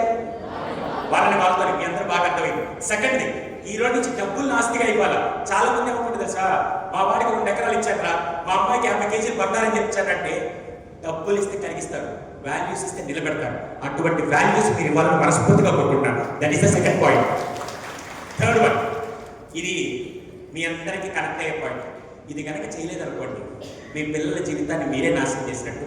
ఇది మీ మనోభావాలు దెబ్బతినే పాయింటే, కానీ నేను చెప్తాను, ఖచ్చితంగా చెప్తాను, ఏమనుకోకండి. అదేంటంటే, అమ్మ ఇంకో విషయం చెప్పడం మర్చిపోయాను. ఇందాక నుంచి అందరూ వింతగా చూస్తున్నాను, వీడేమో సైకాలజిస్ట్, ప్రొఫెషనల్ స్పీకర్, కనీసం వీడికి హెయిర్ కట్ చేసుకునేదానికి కూడా డబ్బులు లేవో, ఎందుకు ఇలా తిరుగుతున్నాను మీరు అందరూ అనుకుంటున్నాను. ఫస్ట్ నేను అది మీకు క్లియర్ చేయాలి కదా. అమ్మ నా వయసు 20-25 సంవత్సరాలు కాదు, ఇప్పుడు స్టైల్ కోసం పెంచడానికి నేను ఒక సోషల్ కోసం చేస్తున్నాను. అదేంటంటే, క్యాన్సర్ పేషెంట్స్ కీమోథెరపీ ట్రీట్మెంట్ చేసుకున్న తర్వాత రేడియేషన్ వల్ల జుట్టంతా రాలిపోతే డబ్బుండేవాడు విగ్గు కొనుక్కొని పెట్టుకొని కాన్ఫిడెంట్గా బయట వెళ్తాడు. డబ్బు లేనివాడు ఆ జుట్టు లేక 10 మందికి చూపించుకోలేక ఆత్మశైర్యం తగ్గిపోతూ ఉంటే ఈ మధ్య కొన్ని NGOs గురించి ఎవరన్నా స్వచ్ఛందంగా జుట్టిస్తే ఆ జుట్టుని ప్రాసెస్ చేసి ఒక విగ్గు చేసి పేదవాళ్ళకి ఫ్రీగా అందిస్తున్నారు. అందులో భాగంగా నెక్స్ట్ 2 years నీ హెయిర్ పెంచి క్యాన్సర్ పేషెంట్ డొనేట్ చేయడానికి సోషల్ కాస్ట్ కోసం చేస్తున్నా, స్టైల్ కోసం కాదు. ఓకేనా? ఇంకో సంవత్సరం తర్వాత జడేసుకున్నా మీరేం ఆశ్చర్యపోబాకండి. ఓకే, 2 points చెప్పాను. థర్డ్, ఇక్కడ కూర్చున్న పేరెంట్స్ అంతా నాకు క్వశ్చన్ అడుగుతారు, ఏమనుకో ముందే చెప్పాను. అందుకే ఆడవాళ్ళంతా నా సిస్టర్స్, మిగతా హస్బెండ్స్ అంతా నా బావలు. అందుకే ఫ్యామిలీ మెంబర్లా మాట్లాడుతున్నాను.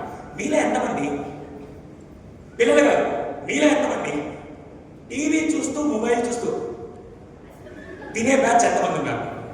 ఎత్తండి, ఏం కాదు, ఎత్తండి ఎత్తండి ఎత్తి. ఉద్యమకారులందరూ ఒక్కసారి వెళ్ళిపోవాలి. సార్ అదేదో సామెత ఉంటుంది సార్, ఆవు చేలో సార్ నా ఫోను, నా టీవీ, నా రీఛార్జ్ నేను తింటే నీకేం పోతుందంట. నువ్వు తిను, నాకేం పోదు. కానీ పిల్లలు తింటే ఏమవుతుందో నేను చెప్తాను. అమ్మ, ఫోను టీవీ చూస్తూ తింటే ఏమవుతుందంటే, టీవీ చూస్తూ తింటుంటే ఏయ్ బలి పడింది, బా మళ్ళీ బలి ఉంది కానీ అని చెప్పి ఏం తింటున్నారో ఎంత తింటున్నారో తెలియకుండా దానివల్ల 2 నష్టాలు ఈరోజు నేను చెప్తాను. అవును, మీ అందరికీ నాన్ వెజ్ ఎగ్జాంపుల్ ఇవ్వమంటారా, వెజ్ ఎగ్జాంపుల్ ఇవ్వమంటారా? అమ్మ, ఒకవేళ వెజిటేరియన్స్ ఎవరు ఉంటే నా మీద ఏ పోలీస్ స్టేషన్ కంప్లైంట్ ఇవ్వకండి, కానీ మీ అర్థం అవడానికి ఒక ఎగ్జాంపుల్ మాత్రం చెప్తాను. చూస్తూ తింటే ఏంటి, తినకపోతే ఏంటి లాభాలు నేను చెప్తాను. యాజ్ అ సైకాలజిస్ట్గా చాలా మంది ఎవరన్నా అతిథులు ఇంటికి వస్తే మనం ఏం చెప్తామంటే, ఎలా అయినా ఆయన కడుపు నిండా భోజనం పెట్టాలా. తిన్న వాళ్ళు కూడా ఏమంటారు తెలుసా, బా కడుపు నిండా భోజనం చేశారు, కడుపు నిండా భోజనం చేశారు. కానీ సైకాలజీ చెప్పేది తెలుసా, ఎప్పుడు కడుపు నిండా భోజనం చేయకూడదు, మైండ్ నిండా భోజనం చేయాలి. పిల్లలకు కూడా కడుపు నిండా భోజనం పెట్టండి కాదు, మైండ్ నిండా పెట్టాలి. సార్ మీకు తెలియకపోయింది సార్, ఎవడన్నా కడుపు నిండా తింటాడు కదా, మైండ్ నిండా ఎలా తింటాడు? నేను చెప్తాను కదా. అమ్మ, నాకు విషయం చెప్పండి, మనిషికి ఎన్ని సెన్సెస్ ఉంటాయి? మనిషికి ఎన్ని సెన్సెస్ ఉంటాయి? ఎన్ని? 5. 6వ సెన్స్ ఎలాగో పోయింది, కామన్ సెన్స్ ఎలాగో లేదు, అది పక్కన పెట్టేసాను. 5 సెన్సెస్ ఉంటాయి. ఫస్ట్ ఏంటి? చూడడం. 2వది వినడం. 3వది స్మెల్. 4వది టేస్ట్. 5వది టచ్. ఈ రోజు నుంచి పిల్లలు పెద్దవాళ్ళు మొత్తం కలిసి ఈ 5 సెన్సెస్ ఎవరైతే తింటారో దాన్ని మైండ్ఫుల్ ఈటింగ్ అంటారు. Mindful eating. నేను ఎగ్జాంపుల్ ఇస్తే జాగ్రత్తగా. అమ్మ, ఏమనుకోకండి, ముందే చెప్తున్నాను. సాక్షాత్ శ్రీవారి సన్నిధిలో అంటే వెంకటేశ్వర స్వామి ఇక్కడ చెప్తున్నాను కాబట్టి వెజ్ ఎగ్జాంపుల్ చెప్పండి, నాన్ వెజ్ చెప్పండి, మీకు చెప్తాను. కానీ దానికోసం అడుగుతున్నాను. ఓకేనా మీకు? ఇదొక్కటి వెజ్ చెప్పండి. వెజ్ నాన్ వెజ్ ఏదైనా పర్లేదా? అయితే ఓకే, మీరు పర్మిషన్ ఇచ్చారు. మీరు ఎంతమందికి నాన్ వెజ్ అంటే ఇష్టం? ఉన్నారు కదా. పైగా మనకు ఆదివారం అయితే ఇటు సైడ్ చికెన్ దోశలు వేసుకుంటాం. సంవత్సరం మొత్తం తింటారులే తెలియదు, కానీ ఆడవాళ్ళందరూ ఒక్క నెల మాత్రం కుటుంబంలో ఎవరికి కూడా పెట్టరు. ఆ ఒక్క మాసం మాత్రం ఎవరు నాన్ వెజ్ దగ్గరికి కూడా వెళ్ళరు. అది తెలుగు సంస్కృతిలో మనకుంది. ఆ ఒక్క నెల ఏంటి? ఏ మాసం అది? అందుకే కార్తీక దీప సీరియల్ ఏంటైంది కదా. ఆ కార్తీక మాసం మాత్రం తింటారు.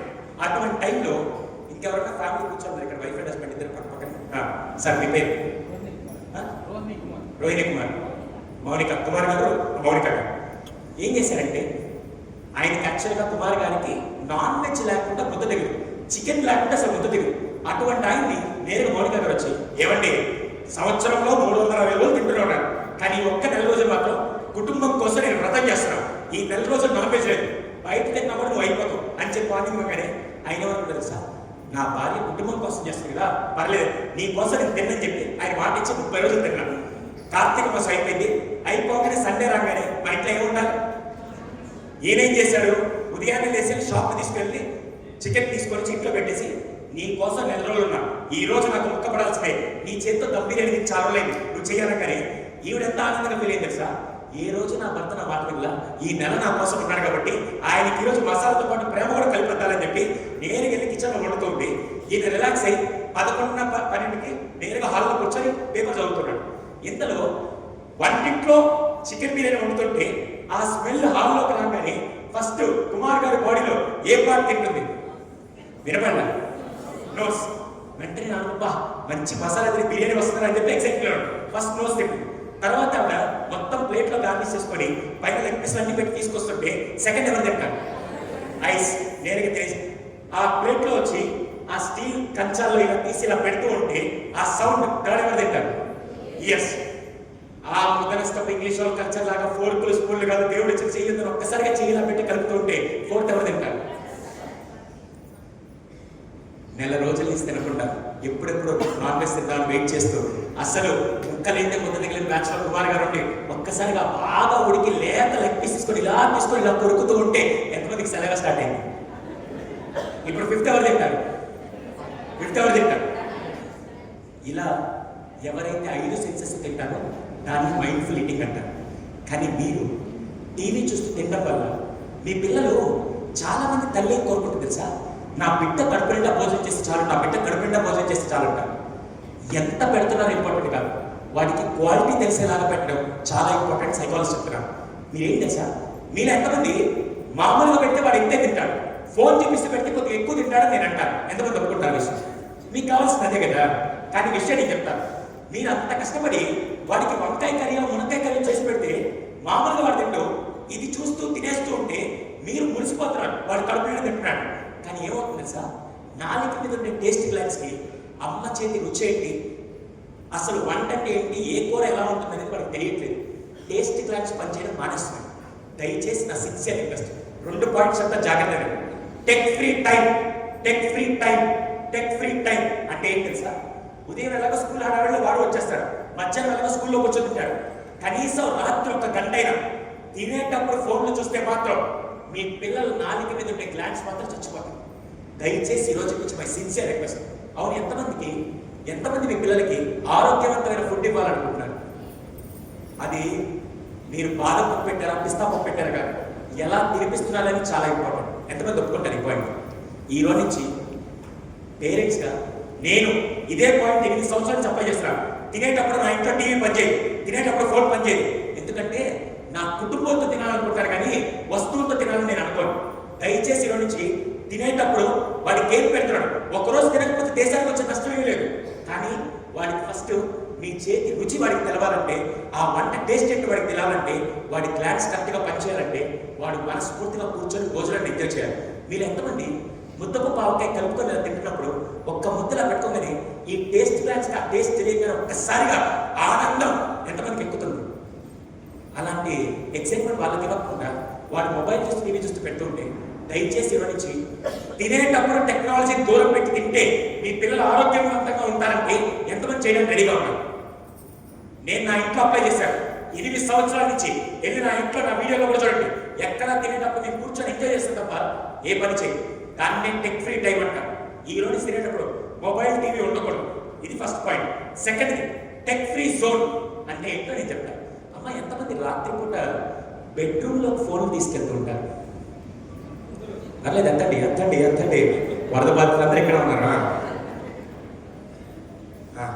నేను ఒక విషయం అడుగుతాను. అమ్మ, ఆ బిడ్డ వయసు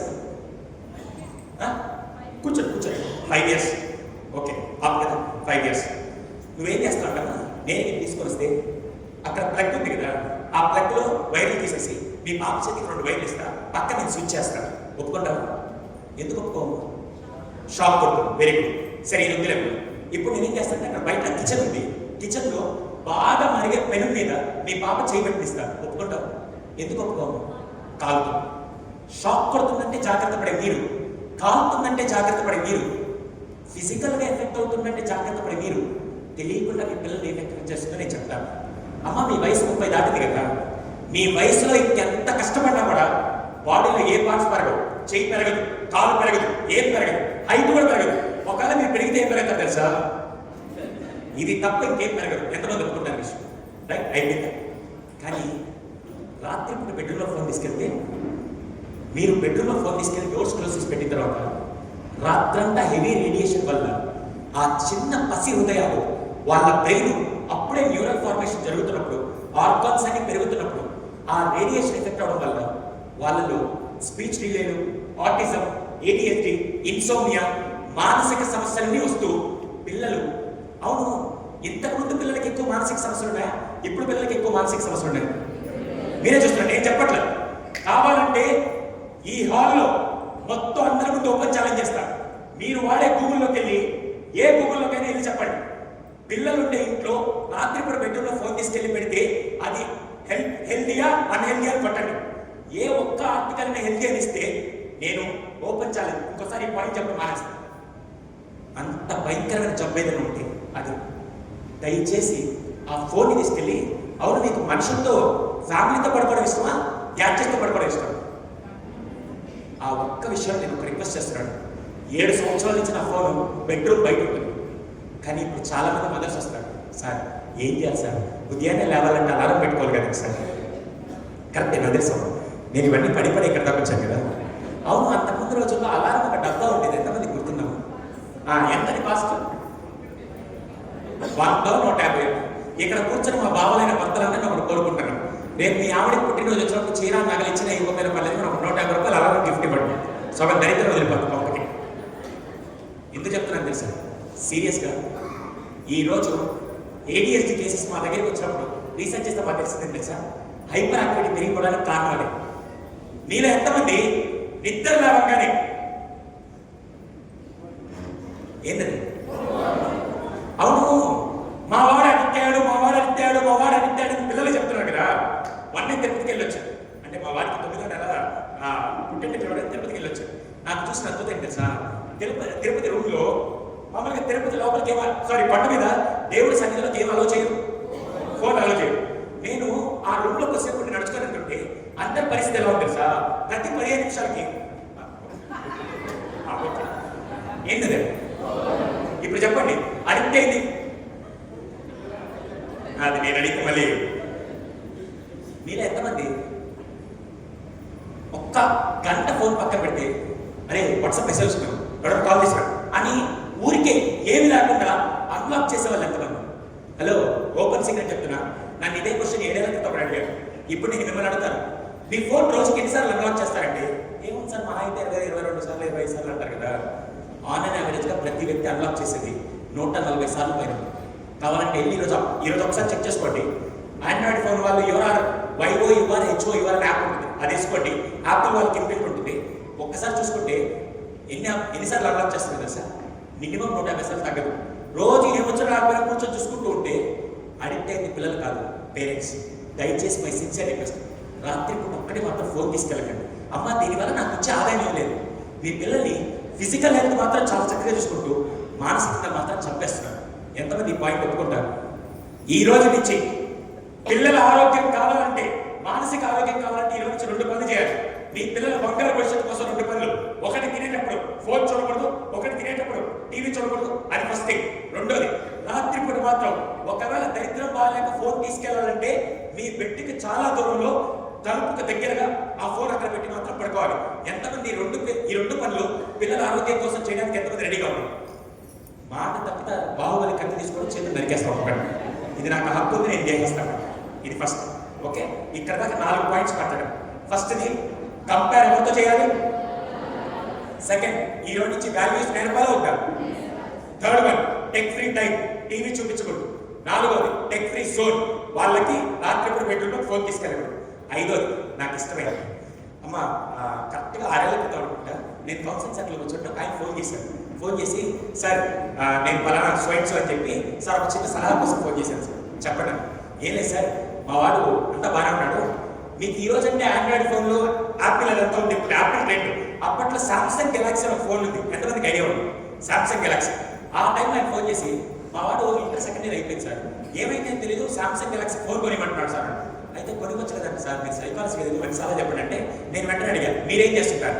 సార్, నేను ఒక గవర్నమెంట్ స్కూల్లో హెచ్ఎంగా పనిచేస్తున్నాను. ఏమనుకోకండి సార్, ఆ అబ్బాయి అడిగిన ఫోన్ ఎంత? సార్ వాడు అడిగింది 36,000 ఫోన్ సార్ అన్నాడు. మీ జీతం ఎంత అడిగాను. ఆయన వెంటనే నా జీతంతో మీకేం పని సార్ అన్నాడు. సార్ మీరేం తీసుకోవాలి, మీ జీతం ఎంత అడిగాను. ఆయన వెంటనే సార్ కటింగ్ అన్ని 40,000 వస్తుంది, ఒక పని చేయండి సార్, నెక్స్ట్ మంత్ జీతం రాగానే మొత్తం ఈ వాడికి ఇచ్చేయండి సార్. అదేంటి సార్ ఈ మాట అన్నాను.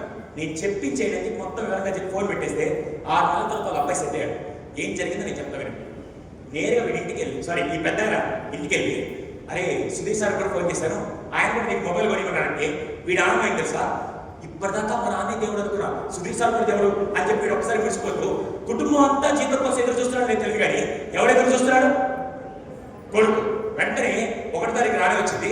సాయంత్రం ఎప్పుడెప్పుడు మా నాన్న డబ్బులు తీసుకొస్తే ఫోన్ కొనుక్కుందని ఎదురు చూస్తూ వాళ్ళ నాన్న ఇంటికి రాగా నేనే 40,000 తీసుకొని వాడికి ఇచ్చాడు.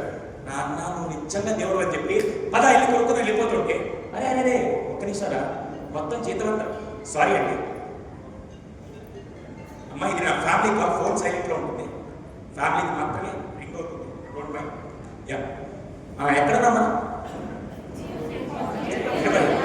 వెరీ గుడ్, మీరందరూ కరెక్టే అన్నమాట. జీతం తీసుకొని వచ్చి వాళ్ళకి వెళ్ళిపోతుంటే, అరే మొత్తం జీతం అంతా నీకు ఇచ్చాను, ఆ ఇంటి ఖర్చులు అరాకొరా ఉంటాయంటే, చిన్నప్పటి నుంచి ఇంటి ఖర్చులు తెలియకుండా పెంచిన తండ్రి వాడే అనుకున్నాడు మహా అయితే నాన్న మహా అయితే ఎంత ఉంది 5,000 10,000 కదా మిగతా డబ్బులు నేను కొనుక్కుంటా అని చెప్పి అమ్మని వెంటనే అమ్మ చెప్పు ఎంత కావాలని. అమ్మ ఆల్రెడీ రెడీగా ఉంది, చిట్టా రాసుకుని ఒకసారిగా మొత్తం స్లిప్ ఇప్పి ఇంటి rent 10,000, current bill 2,000, gas bill 1,000 రూపాయలు, కూరగాయలు అన్ని మొత్తం లెక్కలు పోను. వీడి చేతులు 4,000 మిగిలింది. అదే నన్ను ఎందుకు మిగిలిందంటే, ఒరే ఇది కూడా నెలంతా నేను ఖర్చులు పెట్టకుండా పండగలే పబ్బాలకు మీకు బట్టల గురించి నేను కొనకుండా అప్పుడప్పుడు ఎమర్జెన్సీలో హాస్పిటల్కి వెళ్ళాలంటే పక్కింటి వాళ్ళ దగ్గర ఎదుటి వాళ్ళ దగ్గర అప్పు చేసి మరీ నడుపుతుంటే కుటుంబం ఇంతలా ఉందంటే, అప్పటిదాకా వాడికి పాకెట్ మనీ 400 ఇస్తే 400 ఖర్చు పెట్టేవాడు. 6 నుంచి 400 ఇస్తే 100 రూపాయలు ఖర్చు పెట్టి మిగతా 300 నాన్నకి వెనక్కి ఇచ్చే విధంగా వాడికి ఆ రోజు కంపెనీలో తెలిసింది. అమ్మ ఏమనుకోకండి, మీరు ఎంతమంది మీ ఇంట్లో కూరగాయలు ఎవరు తీసుకొస్తారు? వెరీ గుడ్, మంచి పేరెంట్స్. మీ ఇంట్లో చిల్లర సామాన్లు ఎవరు తీసుకొస్తారు? Very good. ఒంటి మీదకి ఎంత వయసు వచ్చింది, ముసలి అయిపోవాలి ఇంకా. ఏమి పిల్లలు ఎందుకు తీసుకెళ్ళట్లేదు? అమ్మా నేను ఒక విషయం చెప్తాను, డబ్బు విలువ నేర్పడం అన్నిటికంటే బెస్ట్ ఎడ్యుకేషన్. దాన్ని మా భాషలో ఫైనాన్షియల్ లిటరసీ అంటారు. Financial literacy. మీరు ఎంతమంది చిన్నప్పుడు షాప్కి వెళ్ళి అమ్మ 10 రూపాయలు ఇస్తే 5 రూపాయలు చక్కెర కొనుక్కొని 2 రూపాయలు కాఫీ పడుకొని మిగతా చిల్లర ఇంటికి తీసుకొని వచ్చి డబ్బు లెక్క చెప్పిన వాళ్ళు ఎంతమంది? Very good. అలా చేశారు కాబట్టి ఈరోజు మీకు డబ్బు విలువలు అసలు ఏ విషయాలని మీకు తెలిసాయి. కానీ ఇప్పుడు జనరేషన్ మీరు ఏం చేస్తారు సార్? ఎంతమంది మాట ఒప్పుకుంటారు, సార్ కరోనా ముందు దాకా బాగానే ఉన్నాను సార్, కరోనా తర్వాత ఏదో గూగుల్ పే ఫోన్ పేలు వచ్చాక ఖర్చులు పెరిగాయని నేను అంటారు. ఎంతమంది ఒప్పుకుంటారు విషయం? ఏముందా, వెళ్ళడం ఫోన్ తీసి కిచి కిచి కిచిక్ అని కొడతా ఉంటే డబ్బులని పోతా ఉంటాం. సారీ అమ్మా, 2 సంవత్సరాల నుంచి నేను ఏం చేసే పని తెలుసా? నా పాపకు వయసు 6 ఏళ్ళు. ఇప్పటికీ నేను డీమార్ట్కి వెళ్ళి పన్ను, ఇప్పటికీ విజేతల పన్ను, ఇప్పటికీ కూరగాయలు ఎక్కడ పన్ను నేను తీసుకెళ్ళి హైదరాబాద్లో రోడ్డు మీద సంతలాగా పెడతాను మా ఏరియాలో. మా పాప తీసుకెళ్ళి నేను డబ్బులు క్యారీ చేస్తాను. ఎందుకు తెలుసా? పిల్లల మీద గూగుల్ పేలు కడుతుంటే మా నాన్న చూసుకుంటాడే అని చెప్పి ఎంత ఖర్చు అవుతుంది పిల్లలు. నేనేం చేస్తాను తెలుసా? ప్రతిదీ తనకు తెలిసే విధంగా బెండకాయ అంటే ఏంటి, వంకాయ అంటే ఏంటి నేర్పించాల్సిన వ్యక్తి నేను కాబట్టి నేను తీసుకెళ్ళి ఫస్ట్ అదే పని చేస్తాను. మొన్న 6 ఏళ్ల పాప పైనాపిల్ తనకి ఇష్టం. నేను కావాలంటే వెళ్ళి అడుగుతాడు. నేను వెళ్ళి అడిగింది, ఆయన నుంచి 100 రూపాయలు అడిగాడు. అంటే డాడీ 100 వద్దని. ఏం తల్లి అంటే 100 వద్దు డాడీ, 50 అయితే కొనుక్కోవచ్చు. ఇప్పుడు మా పాపకి నేను 6 ఏళ్ళకి నేను నేర్పించలేదు. That is the first thing parents మీరు నేర్పించాల్సి. అర్థమైంది? దయచేసి అమ్మ వాడు ఇప్పుడు ఇంట్లో కూర్చొని వాడు ఏమో ఐఏఎస్ టాపర్ అయిపోతాడు, లేకపోతే ఐపీఎస్ అయిపోతాడు, లేకపోతే దేశానికి ప్రధాని అయిపోతాడు నాకు తెలియదు. కానీ ఫస్ట్ వాడిని మనిషిని చేయాలి. ఆ మనిషిని చేయాలంటే మాత్రం మీరు చేయాల్సిన పని ఏంటి తెలుసా? ఈ రోజు నుంచి వారానికి ఒక్కసారి కానీ నెలకు ఒక్కసారి కానీ వాడిని తీసుకెళ్ళి కూరగాయలు ఎంత పడతాయి, ఇంటి ఖర్చులు ఎంత అవుతాయి, అవన్నీ పిల్లలకి నేర్పించాలని నేను అంటాను. ఎంతమంది ఒప్పుకుంటారు ఆ విషయం? దయచేసి అయితే ఎందుకు చేయట్లేదు? ఇలా ఎవరికో చెప్తే ఆ రోజు విని మళ్ళీ 2 రోజుల నుంచి నాన్న నువ్వు రావద్దు, ఎండ కట్టిపోతావు, నేను ఉన్నాను. తర్వాత పాయింట్ ఇప్పుడు చెప్తాను. ఈరోజు ఇంటికి వెళ్ళిన తర్వాత పిల్లల్ని 2 పాయింట్స్ అడగండి. చిన్నపిల్లలు 2 పాయింట్స్ అడగండి. వాంట్ నీడ్ బాగా గుర్తుపెట్టుకోండి. వాంట్ అంటే ఏంటి? అవసరం కాదు. వాంట్ అంటే ఏంటి? కావాలి, కోరిక. నీడ్ అంటే అవసరం. ఇప్పుడు నేను కొన్ని ఎగ్జాంపుల్ చెప్తా, అది నీడా వాంటా మీరు చెప్పండి. పిజ్జా కొనుక్కొని తింటాం, వాంటా నీడా? పెద్దగా వాంట్. ఇంట్లో అమ్మ చేత్తో పన్నీర్ బిర్యానీ వండించుకొని తింటాం, నీడ్. బయట రెస్టారెంట్లో ఆర్డర్ పెట్టుకొని తింటాం. ఫ్రూట్స్ తింటాం, వాంటా నీడా? Very good. బాదం పప్పు తింటాం, వాంటా నీడా? ఇది ఫస్ట్ మీ పిల్లల్ని అడగండి. అర్థమైందా? నెలకు ఒక్కసారి వాంట్ ఒప్పుకుంటా, మిగతా అన్నిసార్లు లీడ్ ఒప్పుకుంటారు, మీకు నేర్పించండి. సెకండ్, ఇన్వెస్ట్ అంటే ఏంటి? పెట్టుబడి, పొదుపు. స్పెండ్ అంటే ఒక్కసారి మీరు ఈ మంత్ అంతా ఇంట్లో ఖర్చులు రాయండి, పిల్లాడికి చూపించి అది కనుక నేర్పిస్తే రేపటి రోజున నాన్న అనవసరంగా ఇక్కడ ఖర్చు ఎక్కువ అవుతుంది, తగ్గిద్దామని ఫైనాన్షియల్ బిజినెస్ వాడు ఎంబీఏకి వెళ్ళి నేర్పడం కాదు, తండ్రిగా తల్లిగా మీరు ఇంట్లో నేర్పించారు. అందుకే వాడిని అవును నేను ఒక విషయం అడుగుతాను. మీ ఇంట్లో హాల్లో కొన్ని సామాన్లు ఉంటాయి కదా, మొత్తం అదంతా డెకరేట్ అయింది కదా, అది స్పెండ్ ఇన్వెస్ట్ వినపడ్డా? ఓన్లీ డెకరేషన్ కోసం మాత్రం కొనిపెట్టుకున్నారు కదా. అలా మీరు కనుక పిల్లలకి స్పెండ్ అంటే ఏంటి, ఇన్వెస్ట్మెంట్ నేర్పిస్తే వాడికి జాగ్రత్త పెరుగుతుందని నేను అంటాను. ఇది ఎవరు నేర్పించాలి? స్కూలా, పేరెంట్సా? దయచేసి మై సిన్సియర్ రిక్వెస్ట్, ఈ రోజు ఇంటికి వెళ్ళాక ఫైనాన్షియల్ లిటరసీ నేర్పించండి. అది నా 5th పాయింట్. 6వ పాయింట్ క్వశ్చన్ అడుగుతా, ఎంతమంది ఈ మాట విన్నారో నాకు చెప్పండి. మీరెవరు అన్నారు? మీరు మంచి పేరెంట్స్ సార్, నాకు ఆల్రెడీ చెప్పారు మీరందరూ మంచి పేరెంట్స్. మీరు అన్న ఎంతమంది విన్నారో నాకు చెప్పండి. ఆ పాయింట్ ఏంటంటే, సార్ నేను పడ్డ కష్టాలు నా పిల్లలు పడకూడదు సార్, నేను పడ్డ కష్టాలు నా పిల్లలు పడకూడదు అని ఎంతమంది ఈ మాట విన్నారు? ఎంతమంది అన్నారు? Very good, very good. మన ఈ మధ్య కౌన్సిలింగ్ సెంటర్లో వచ్చారంటే కరెక్ట్గా 6 నెలల క్రితం ఒక ఆయన వచ్చారు. ఆయన చేంజ్ చేశారు తెలుసా? సార్ మా వాడు 10వ తరగతి చదువుతున్నాడు సార్, అంతా బాగానే ఉంది సార్, వాడు చదువు అంతా బాగానే ఉంది, కానీ వాడు ఎలా ఫీల్ అవుతాడు తెలుసా? వాడు ఏదో అబ్బాయిని కొడుకులా ఫీల్ అవుతుంటాడు సార్. నేను రిచ్, నేను తోపని ఫీల్ అవుతాడు, నేనేమో ఆఫ్టర్ ఆల్ క్యాటరింగ్ చేసుకుని బతుకుతున్నాను సార్. వాడేమో అరే మనకు వచ్చే జీతమే మనకు సరిపోతుందని చెప్తున్నాడు కూడా, నేను తోపని తెలుసా అన్నాడు. నేను వెంటనే అడిగాను, మీరేం చేస్తుంటారు? నేను క్యాటరింగ్ వృత్తి చేస్తుంటారా? అవును, మీకు రిచ్ అంటే లేదు సార్, నా కింద 5 మందో 10 మందో పని చేస్తున్నాను, కానీ నేను కూర్చొన్నప్పుడు కూరగాయలు కట్ చేస్తాను, నేను కూర్చొన్నప్పుడు వంటలు చేస్తుంటాను సార్, అలా అందరం కలిసి పని చేస్తే డబ్బులు వస్తాయి. అవును, ఎప్పుడైనా మీ అబ్బాయిని తీసుకెళ్లారంటే తీసుకెళ్తుంటాను సార్. అయితే మీ అబ్బాయి ఏం చేస్తారంటే, సార్ నాతో పాటు వస్తారు కదా, నేను ఓనర్, నా కింద 10 మంది ఉంటారు కదా, నేను వెళ్ళంగానే ఓనర్ కొడుకు వచ్చానని చెప్పి మా అబ్బాయి రాగానే వాడికి తీసుకొచ్చి కుర్చీ వేస్తాను సార్, వాడు కుర్చీలో కూర్చొని ఫోన్ చూసుకుంటూ ఉంటాడు, నేను కింద కూర్చొని కూరగాయలు కట్ చేస్తుంటాను. నేను వెంటనే కౌన్సిలింగ్ ఏం సలహా ఇచ్చాను తెలుసా? ఈసారి ఎవరైతే వాడికి కుర్చీ వేస్తాడో వాడి ఉద్యోగం నుంచి పీకేట్ అన్నాడు. అదే సార్ ఈ మాట నేను చెప్పింది ఏంటని పంపించేశాను. 6 నెలలతో సెట్ అయ్యాడు. ఏం చేశాను తెలుసా?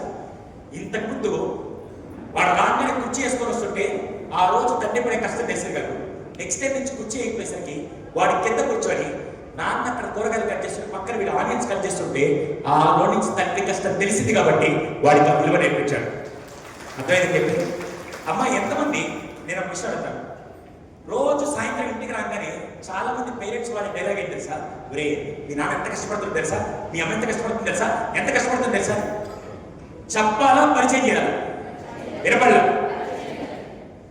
అమ్మ, ఇక్కడ ఎంతమంది చిన్న చిన్న వృత్తుల్లో చిన్న చిన్న పనులు చేసుకుంటూ బతుకుతున్నారు? సార్ నేను ఒక విషయం, ఏం పని చేస్తుంది తెలుసా? బ్యాంక్లో బేసిక్ పని చేస్తాను సార్. బ్యాంక్ పని ఈజీ కష్టమే, ఎందుకంటే 10 మందిలో 100 రకాల మైండ్ సెట్స్ వచ్చినప్పుడు 100 మందికి సమాధానం చెప్పి ఒక దరిద్రం. ఈరోజు పిల్లల్ని తీసుకెళ్ళి అంతమంది వచ్చినప్పుడు ఎలా మాట్లాడాలి, ఒక్కరోజు బ్యాంక్లో కూర్చోబెడితే వాడికి ఆ విలువ తెలుస్తుందని నేను అంటాను. ఎంతమంది ఒప్పుకుంటారు విషయం? ఎంతమంది రైతన్నలు ఉన్నారు ఇక్కడ? సార్ ఒక్కసారి విత్తనం ఇలా వేసి మళ్ళీ 3 నెలల తర్వాత వెళ్ళి పంట చేతి పట్టుకొని నేను వచ్చేస్తారా, లేకుంటే రోజు పొలానికి వెళ్ళాలి? రైతన్న కష్టం కరెక్ట్గా తెలిసిన ఏ కొడుకు తండ్రి పరువు కిందకి తెచ్చడం నేను గ్యారంటీ రాస్తాను. ఎసార్ దయచేసి ఇవాళ నుంచి కష్టాన్ని, సార్ మీరేం చేస్తున్నారు గురుగారు? ఎవరన్నా ఇంకా పేరెంట్స్ మీరేం చేస్తున్నారు? వృత్తి నేను చెప్తాను. సార్ మీరేం చేస్తున్నారు? Software easy job. వాడు అడిగితే నేను సాఫ్ట్వేర్ అవుతా అంటాడు. ఒరే నరకం స్పెల్లింగ్ ఎలా ఉంటుంది సాఫ్ట్వేర్ వాళ్ళకి మాత్రం తెలుస్తుంది. రైట్ అవడం ఆ టార్గెట్ కూడా చూపించే విధంగా ప్రతి మీరు చేసే ఏ పని ఈజీ కాదండి. మళ్ళీ మీరందరూ చెప్పే డైలాగ్ కూడా చెప్తారు. మీరందరూ ఎవరి కోసం బతుకుతున్నారు? పెద్దగా అదే పిల్లలకి ఎలా బ్రతకాలో నేర్పించడం మాత్రం తల్లిదండ్రులు మిస్ అవుతున్నారు. దయచేసి మై సిన్సియర్ రిక్వెస్ట్, ఈ రోజు నుంచి కష్టాన్ని పరిచయం చేయాలని చెప్పాలి. నెలకు ఒక్కసారైనా సరే మీరు పని చేసే ప్లేస్కి తీసుకెళ్ళి కూర్చోబెట్టి మీరేం చెప్పద్దు, నేను ఎంత కష్టపడుతున్నాడు చూడు అని డైలాగ్ చెప్పదు. కూర్చోబెట్టండి, వాడిని అక్కడ పరిస్థితి చూస్తే వాడు అర్థం చేసుకుంటాడు. ఇది కనుక మీరు చేయకపోతే వాడు రేపు వచ్చి నాన్న ఆ అబ్బాయి ఐఫోన్ వాడతాడు, నువ్వెప్పుడు కొనిస్తావు నాకు అని అడిగే ముందు అరే నా తండ్రి పడే కష్టం నాకు తెలిసి అడగకూడదురా అని వాడికి తెలియాలంటే ఫస్ట్ ఈ కష్టాన్ని పరిచయం చేయాలి. లేకపోతే ఈరోజు పిల్లలు వచ్చి నాన్న వాడు పబ్జీ ఆడతాడు నేను ఆడతా, నాన్న వాళ్ళకి కరెక్ట్ ఉంది మా ఇంట్లో లేదా అని చెప్పి వాళ్ళు పక్క నుంచి నేర్చుకున్నారు. దయచేసి ఒక్క విషయం మాత్రం, ప్రాబ్లమ్స్ ఏదైతే ఉన్నాయో వాళ్ళ కష్టం నేర్పించాలంటే మాత్రం మీరు నిర్ణయం చేయాల్సింది. దయచేసి వాళ్ళని తీసుకెళ్ళి ఈ రోజు రోడ్డు మీద నిలబెట్టండి. ఎవరైతే రోడ్డు మీద నిలబడించి అక్కడి నుంచి ప్రయాణం స్టార్ట్ చేస్తారో వాడి జీవితం ఎక్కడికి వాళ్ళ లైఫ్ బాగుంటుంది. దయచేసి పిల్లలకి కేవలం ఇంట్లో కూర్చొని టీవీ చూస్తున్నాడు, ఇంట్లో కూర్చొని మొబైల్ చూస్తున్నాడని కంప్లైంట్ చేయడం కాదు, వాడికి లైఫ్ని పరిచయం చేయండి. అది నేర్పించాల్సిన లైఫ్ స్కిల్స్ మాత్రం స్కూల్ కేవలం మ్యాథ్స్, సైన్స్, సోషల్ నేర్పిస్తుంది. లైఫ్ స్కిల్స్ నేర్పించాల్సిన మాత్రం ఒక పేరెంటే. నేను ఒక పేరెంట్ గానే చెప్తున్నా ఈ విషయం, పేరెంట్ కోచ్గా చెప్పట్లా, నేను ఒక పేరెంట్ అదే ఇంప్లిమెంట్ చేస్తున్నాను. దయచేసి ఆ పని చేయండి. ఓకే, ఇప్పటిదాకా 6 పాయింట్స్ మాట్లాడాను. ఎంతమందికి ఇక్కడ దాకా అర్థమైంది? ఇప్పుడు నేను ఒక ప్రశ్న, మీ పిల్లలు ఎంతమంది మొబైల్ కనెక్ట్ అయి ఉన్నారు? Very good. అమ్మ నాకు ఒక విషయం అడుగుతాను, ఏమనుకోకండి. ఇదే ఒక 5 అంతస్తు బిల్డింగ్ అనుకోండి. ఇదే ఒక 5 అంతస్తు బిల్డింగ్ అనుకోండి. 5 అంతస్తు బిల్డింగ్ పైకి ఎక్కడానికి ఒక చోట లిఫ్ట్ ఉంది, ఇంకో చోట మెట్లు ఉన్నాయి. ఫస్ట్ లిఫ్ట్లో వెళ్దాం అనుకో. లిఫ్ట్లో వెళ్ళే ముందు లిఫ్ట్ పని చేయకపోతే ఆల్టర్నేట్ ఏంటి? ఇప్పుడు మీ వాళ్ళు మొబైల్ అడిక్ట్ అయ్యారు కదా, మొబైల్ కాకుండా వాడికి ఎక్కించే పనులే ఉంది. మొబైల్ కాదండి, టీవీ కాదమ్మా తల్లి. సరే, ఇప్పుడు నేను అంశాను. Last time very good sir. Last time మీ పిల్లలతో మీరు ఎప్పుడు ఆడుకున్నారు? వాళ్ళు సార్ వాడు రోజు నా జీవితంతో ఆడుకుంటానే ఉంటాడు సార్. అది కాదమ్మా, లాస్ట్ టైం మీ పిల్లలతో ఎప్పుడు ఆడుకున్నారు? టుడే మార్నింగ్ ఏమన్నారు?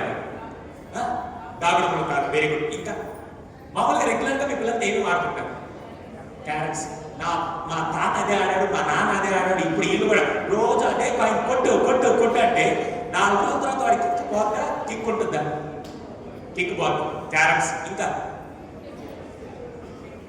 షటిల్ అయిపోయిందమ్మా. పురాతన గేమ్ ఇవ్వండి. వాలీబాల్. అబ్బా, మిగతా వాళ్ళందరూ చూస్తున్నారు ఇన్ని గేమ్స్ నేను నాకు అసలు అది కూడా తెలియదని చూస్తా ఉన్నాను. సారీ అమ్మా. ఇప్పుడు నేను ఏంటమ్మా? నేలబట్ట. ఓకే.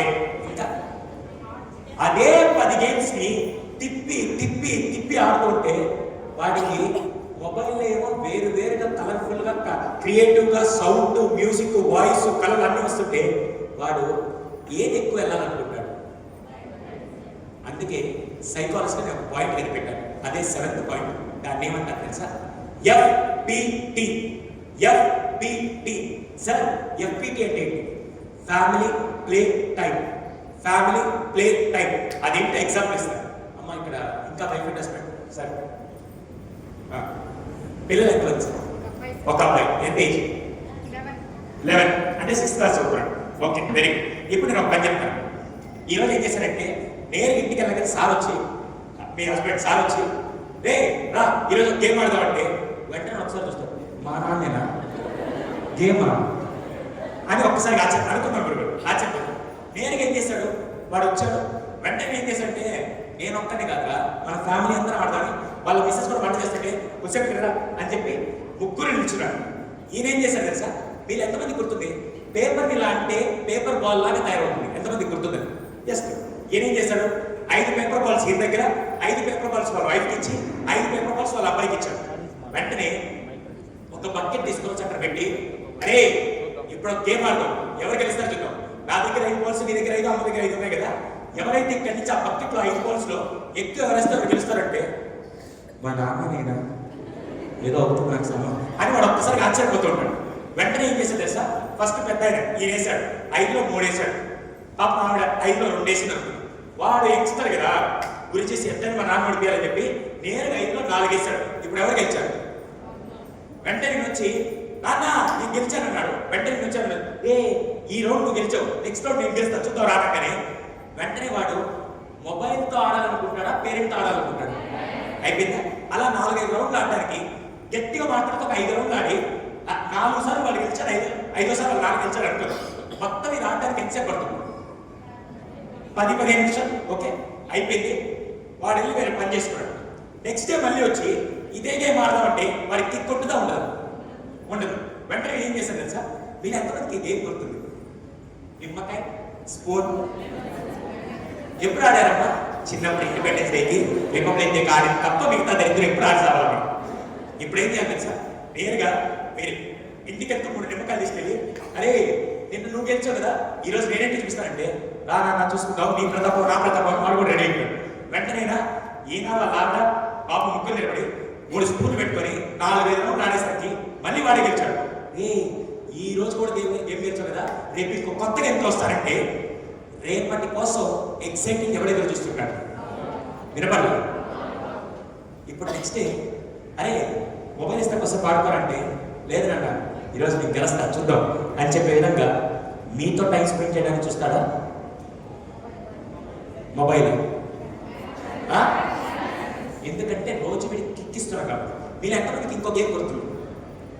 ఒక జూట్ బ్యాగ్ తీసుకొని ఎంతమంది గుర్తుంది? 3వ రోజు గేమ్ ఆడాడు. 4వ రోజు మ్యూజికల్ చైర్ ఒకటి ఉంటుంది. ఎంతమంది తెలుసు? ఎంతమంది ఫ్యామిలీతో ఆడి తెచ్చాము? మీద ఆడం కదా అంత సినిమాలే ఇవన్నీ చూడడానికి వినడానికి బాగా ఉంటాయి.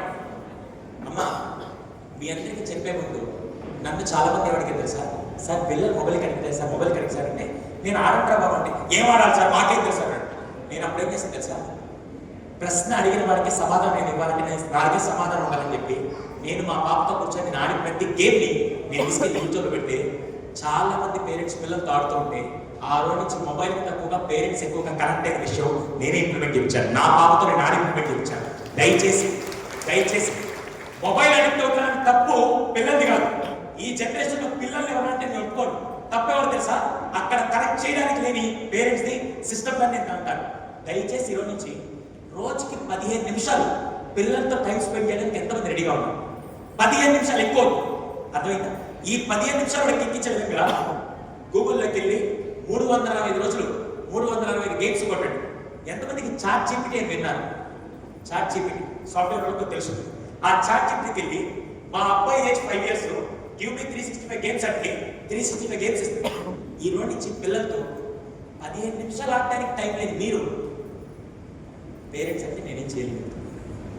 దయచేసి వాడికి ఏం తెలుసా, వాడు అడిక్ట్ అవ్వడం కాదు, వాడికి ఆనందాన్ని ఇచ్చే విషయాలు ఎక్కడ ఉంటే అక్కడికి వెళ్తుంటాడు.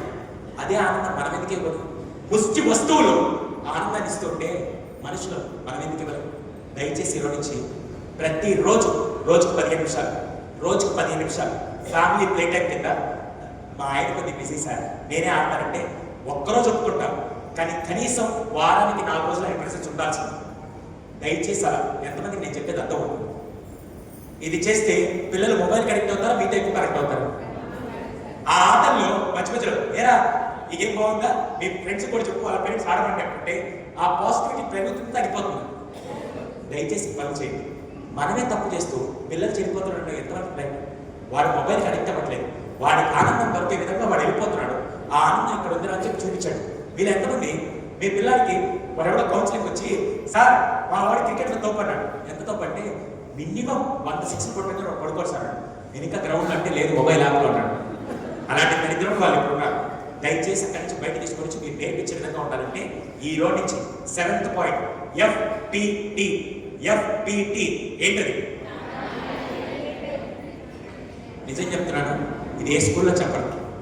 కేవలం ఈరోజు ఒక వ్యక్తి ఒక ఆలోచనలో నుంచి సార్ ఎక్కడో చిత్తూరు దగ్గర సార్ తిరుపతి దగ్గర ఒక మారుమూల ప్లేస్లో ఉండే మేము మా పేరెంట్స్ ఖచ్చితంగా పిల్లల కోసం బతుకుతున్నారు, ఎంత కష్టపడేది కూడా పిల్లల కోసం. సార్ ఇంటర్నేషనల్ స్కూల్లో అసలు పేరెంట్స్కి టీచర్స్కి అసలు సంబంధం ఉండదు.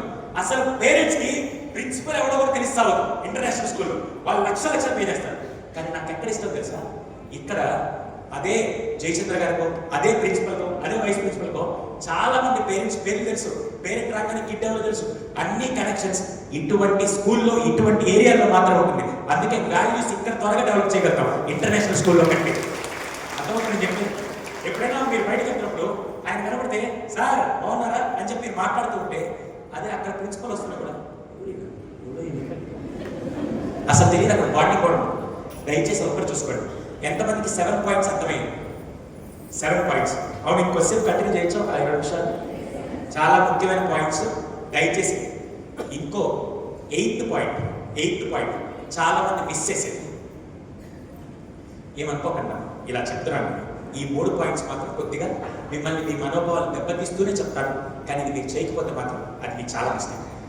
8th పాయింట్, ఈ రోజు నుంచి వీలైనంత వరకు ఇంటి పనులు ఏవైతే ఉంటాయి, ఇక్కడ కూర్చున్న ఫాదర్స్ అన్నని అడుగుతారు, మదర్స్ కూడా అడుగుతారు, మీ పిల్లలు 20 ఏళ్ళ వరకు ఆనందం ఉంటే చాలు సార్, 20 ఏళ్ళ తర్వాత 20 ఏళ్ళ వరకు వాడిని చదివిస్తాను సార్, దాని తర్వాత వాడు బతికెట్ట తెల్లారి నాకు సంబంధం లేదు సార్, అమ్మాయి ఎంత నాశనం నాకు సంబంధం లేదు సార్, 20 ఏళ్ళు వాడు భవిష్యత్తు బాగుంటే చాలు సార్, 20 ఏళ్ళు వాడికి అద్భుతాన్ని చదివిస్తే చాలు సార్, తర్వాత 20 ఏళ్ళు వాళ్ళు ఆనందంగా లేకపోయినా రోడ్డు మీద ఎంత బాధపడి నాకు సంబంధం లేదు సార్. అలా అనుకుంటే మాత్రం ఈ రోజు నుంచి మంచి ఇంటర్నేషనల్ స్కూల్లో తీసుకెళ్ళి పడేయండి, హాస్టల్లో పడేయండి, ఎలా కావాలంటే వాడు బతికి వాడు టాపర్ అవుతాడు, అయిపోయింది. ఈ రోజు చాలా మంది 30 ఏళ్ళు వచ్చినా కూడా పెళ్లి చేసుకోకుండా వాళ్ళ పేరెంట్స్ వాడిని మా దగ్గర కౌన్సిలింగ్ తీసుకొని వస్తే ఆ అమ్మాయి అబ్బాయి వచ్చి డైలాగ్ ఏం చెప్తున్నారు తెలుసా, ఎందుకంటే పెళ్లి చేసుకోవట్లేదు, మా వాడు పెళ్లి చేసుకోవట్లేదు సార్, మా అమ్మాయి పెళ్లి చేసుకోవట్లేదు సార్, అర్థం కావట్లేదు సార్, వాడిని పెళ్లి చేస్తే మాకు కొద్దిగా రిలాక్స్ అవుతామంటే వాడు కౌన్సిలింగ్ వచ్చే పిల్లలు ఏం చెప్తున్నారు తెలుసా, సార్ పెళ్ళంటే విరక్తి వచ్చింది సార్, మా అమ్మ నాన్న చూసిన తర్వాత ఇలా బ్రతకడం కంటే పెళ్లి చేసుకోకుండా బ్రతకడం మేలు అనిపిస్తుంది సార్ అని చెప్పండి. సార్ ఏం మాట్లాడుతున్నారు సార్ మీరు? అదంతా వాళ్ళకి ఎందుకు సార్ అని మీరు అనుకుంటారు కదా. చాలా జాగ్రత్తగా పెట్టండి. మీరంతా ఈ జనరేషన్లో మార్కుల వెనకాల పడుతూ వాళ్ళని మెషిన్స్ లాగా తయారు చేస్తూ 20 ఏళ్ళ వరకు మీ పిల్లలు మెషిన్స్ లాగా మార్కులు తెచ్చుకుని ఉద్యోగాలు తెచ్చుకుంటున్నారు. 25 ఏళ్ళ తర్వాత నుంచి వాళ్ళ జీవితం సర్వనాశనం. ఇంతకుముందు లేని విడాకులు ఇప్పుడు ఎందుకు వస్తాయి మీకు తెలుసా సార్? సార్ చెప్పండి, చెప్తారు ఈ విషయం. ఇంతకుముందు లేని విడాకులు ఇప్పుడు ఎందుకు వస్తాయి తెలుసా? కారణం 25 ఏళ్ళు కేవలం నువ్వు ఎదగాలి అని చెప్పారు తప్ప అప్పుడప్పుడు అడ్జస్ట్ అవ్వడం ఎక్కడ వాళ్ళకి ప్రాక్టికల్ మనం నేర్పించలేదు. ఇక్కడ కూర్చున్న చాలా మంది నా సిస్టర్స్ అందరిని అడుగుతాను, అమ్మ ఎంతమంది ఎక్స్పీరియన్స్ చెప్పారు అంటే మీరు చెప్పగలిగితే చేద్దండి, లేకపోతే ఎప్పుడైనా మీరు ఒక పాయింట్ బలంగా ఉన్నప్పుడు అరే ఇది వద్దని చెప్పినప్పుడు ఉదయం నుంచి సాయంత్రం దాకా బయట పనిచేసి అప్పుడే నేను ఇంటికి వచ్చిన తండ్రి కొడుకు వచ్చి నాన్న అప్పుడు ఇది వద్దనింది ఎంత అడిగినా ఇవ్వట్లేదు అని చెప్పగానే అరే ఏం కాదులేరా అమ్మలాగా అనిపించింది కూడా నీకు కొనిస్తా అంటే ఆ టైంలో వాడి మైండ్లోకి ఏమవుతుంది? అమ్మదే పెద్దగా లేదులే నాన్న చూసుకుంటాడని చెప్పి ఇంకా రేపటి నుంచి ఉదయం నుంచి సాయంత్రం దాకా నాన్న ఉంటాడు కదా, అమ్మ మాట వాడు లెక్క పెట్టాడు. ఎంతమందికి నేను చెప్పేది ఒప్పుకుంటాను? చాలా మంది ఆడవాళ్ళు ఈ ప్రాబ్లం ఫేస్ చేస్తారు. దయచేసి ఈరోజు నుంచి గుర్తుపెట్టుకోండి. పిల్లలు 25 ఏళ్ళ వరకు బతకాలంటే మీరు అవసరం లేదు. వాడిని ఏ స్కూల్లో చదివిస్తే వాడిని ఆ స్కూల్ వాళ్ళు చూసుకుంటారు, పెద్ద విషయం కాదు. కానీ ఇంట్లో రేపటి రోజు వాడు పెళ్ళైన తర్వాత కూడా కలకాలం వాళ్ళు ఆనందంగా ఉండాలంటే మాత్రం పేరెంట్స్గా మీరు చేయాల్సింది తెలుసా? అమ్మ మీరు పేరెంట్, భార్యాభర్తలు కాదు, పేరెంట్కి ముందు మీరు భార్యాభర్తలు, పిల్లల ముందు 2 విషయాలు మాత్రం చేయకండి. ఒకటి, గొడవ పడాలి అంటే రూమ్లోకి వెళ్ళి కత్తులతో కొట్టుకొని సావండి, కానీ పిల్లల ముందు మాత్రం గొడవ పడకూడదు. ఎంతమంది పాయింట్ ఒప్పుకుంటారు? ఫస్ట్, ఒకవేళ గొడవ పడాల్సిన సందర్భం వస్తే మాత్రం ఈ మధ్య చాలా మందికి ఇగో నష్టాలకి చిన్న గొడవ అయితే చాలు 2 రోజులు వాళ్ళిద్దరు మాట్లాడతారు. వాడు చూస్తుంటాడు, ఓహో గొడవ పడితే మాట్లాడుకోకూడదు, ఓకే రేపు నేను గొడవ పడతా నేను మాట్లాడని చెప్పి అర్థమైంది చెప్పి. ఒకవేళ పిల్లల ముందు గొడవ పడాల్సిన సందర్భం వస్తే గొడవ పడి మళ్ళీ సాయంత్రం ఇద్దరు తగ్గి ఏమండి సారీ తప్పైపోయింది అలా అమ్మాయి చెప్పాను కానీ వెంటనే వాడేదో చెప్పాడు తెలుసా? ఓకే గొడవ పడాలి, అప్పుడప్పుడు మిస్అండర్స్టాండింగ్స్ వస్తాయి, కానీ సర్దుకుపోయి బ్రతకాలని నేర్పించడం ఏ పుస్తకాల్లో ఉండదు, కేవలం పేరెంట్స్ మాత్రమే చేయాలని నేను చెప్తాను. ఈ రోజుల్లో 25 లక్షలు 30 లక్షలు 50 లక్షలు ₹1,00,000 పెట్టి పెళ్లి చేస్తే కరెక్ట్గా 2 రోజులు కౌన్సిలింగ్ వచ్చి కూర్చొని మా ఆయన నన్ను అర్థం చేసుకోవట్లేదండి, మా వారు నన్ను అర్థం చేసుకోవట్లేదండి, మా ఆవిడ నన్ను అర్థం చేసుకోవట్లేదంటే నువ్వేమన్నా న్యూటన్స్ లాగా లేకపోతే మ్యాథ్స్ దగ్గర నేను అర్థం చేసుకున్నానంటే ఏమైందో ప్రాబ్లం అని చెప్తాను. చిన్నప్పటి నుంచి పేరెంట్స్ అడ్జస్ట్మెంట్ అనే మెంటాలిటీ రావట్లేదు. అమ్మ మీరు ఎంతమంది పెళ్లి చేసుకున్నప్పుడు చిన్నప్పుడు మీ అమ్మ నాన్న కానీ లేకపోతే పెళ్లి చేసి పంపిస్తున్నప్పుడు భర్తకు మాట్లాడు అడ్జస్ట్ అవ్వు, అరే కొత్తగా మా ఇంటికి వస్తుంది ఆవిడ జాగ్రత్త తెచ్చుకొని అప్పుడప్పుడు ఎవరైనా చెప్పారా చెప్పలేదు, అప్పుడు మనం అడిగి ఉండేవాళ్ళం. ఇప్పుడేం తెలుసా? ఈ ఎదవ ఫోన్లు వచ్చాక గొడవ జరగంగానే నేరుగా వచ్చే నేను చూసుకుంటాను వచ్చే అయిపోయింది అక్కడ ప్రూఫ్. వెరీ గుడ్, మీరు రియాలిటీ బాగా చెప్తున్నారు.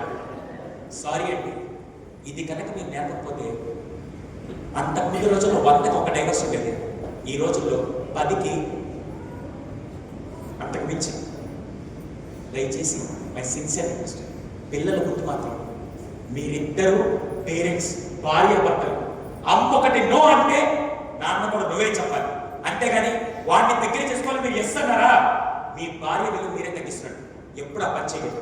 ఒకవేళ మీరు కావాలంటే ఏం చేస్తారు సార్? అరే అమ్మ నో అనిందంటే ఏదో కారణం ఉంటుంది, నువ్వు వెళ్ళి అమ్మన్నాడు ఏదో కావాలంటే వస్తా, ఎందుకు నో అనిందో కావాలంటే ఒప్పించి చేసుకున్నావు, అమ్మ వద్దాం తర్వాత నేను అసలు ఒప్పుకోను అనే మాట ఎప్పుడైతే తండ్రి చెప్తాడో అప్పుడు పిల్లాడు గొప్ప విలువ నేర్చుకుంటాడు. అది చేయాల్సిన మాత్రం ఇద్దరు పేరెంట్స్ కలిసే చేయాలి. అర్థమైందా? ఇంకోసారి అమ్మని తక్కువ చేస్తూ మీరు నాన్న తక్కువ చేస్తూ మీరు ఎవరన్నా పిల్లల గురించి చేస్తే మాత్రం వాడి జీవితంలో ఫ్యామిలీ లైఫ్ అంటే వాడికి తెలియదు. ఇది ఫస్ట్ పాయింట్. రెండోది, గొడవలు ఏదైనా మనస్పర్ధలు వస్తే మాత్రం మీది ఇండియా నాది పాకిస్తాన్ 2 రూమ్లో కలిసి సాగకుండా మీరు ఆ టైంలో పిల్లల ముందే దాన్ని సాల్వ్ చేసుకోండి. అర్థమైందా? ఎంతమంది మీ పిల్లలకి ఐ లవ్ యూ చెప్పారు? Very good. ఎంతమంది మీ భర్తకి చెప్పారు? ఎంతమంది మీ ఆవిడకి చెప్పారు? సార్ ఎందుకు సార్ ఇలాంటి పర్సన్ అడుగు ఏమవుతుంది నేను చెప్తాను. సార్ జయచంద్ర సార్ నేను ఒక క్వశ్చన్ అడుగుతాను సార్. ఇంతకుముందు మీరు చదువుకునే రోజుల నుంచి అడుగుతాను, లవ్ లెటర్స్ అనేవి ఏ వయసులో ఉండేవి సార్? లవ్ లెటర్స్ అనేవి ఏ వయసులో ఉండేవి? ఆ కాలేజ్లో కూడా పొరపాటు తెలిసి వచ్చిందా నన్ను చంపేస్తారని చెప్పి చాలా భయం. ఈ మాట ఎంతమంది ఒప్పుకుంటారు? సరే ఇప్పుడు నేను స్కూల్ రన్ చేసుకుని చిన్న క్వశ్చన్ అడుగుతాను. అంటే నాకు ఈ తిరుపతి ప్రాంతం తెలియదు, చిత్తూరు ప్రాంతం తెలియదుగా అడుగుతున్నాను. ఇప్పుడు love letters, love, attraction, affection ఏ వయసులో ఉందని మీరు అనుకుంటున్నారు? 8th class. Very good. Give a big round of నిజాయితీగా చెప్పారు. Thank you sir. పర్లేదు పర్లేదు మీకోసం. అవును. ఇప్పుడు నేను ఒక క్వశ్చన్ అడుగుతాను. నేను తిరుపతిలో నిలబడి చిత్తూరు దగ్గర ఈ జిల్లాలో నేను మాట్లాడుతున్నాను కాబట్టి 8th క్లాస్ అని వచ్చింది, కానీ నాతో పాటు వస్తే నేను చెప్తాను UKG first class, second class అని నేను అంటాను. మీరు ఒప్పుకోకపోతే నా కౌన్సిలింగ్ సెంటర్లో వచ్చి వారం రోజులు కూర్చోండి, అష్ట దరిద్రాలన్నీ అడ్డు సావచ్చు. మీరు ఎంత భయంకరమైన నా కౌన్సిలింగ్ సెంటర్ గోడలకు మాత్రం అని తెలుసు. ఎందుకు విషయం తెలుసా? ఎందుకో నేను చెప్తాను.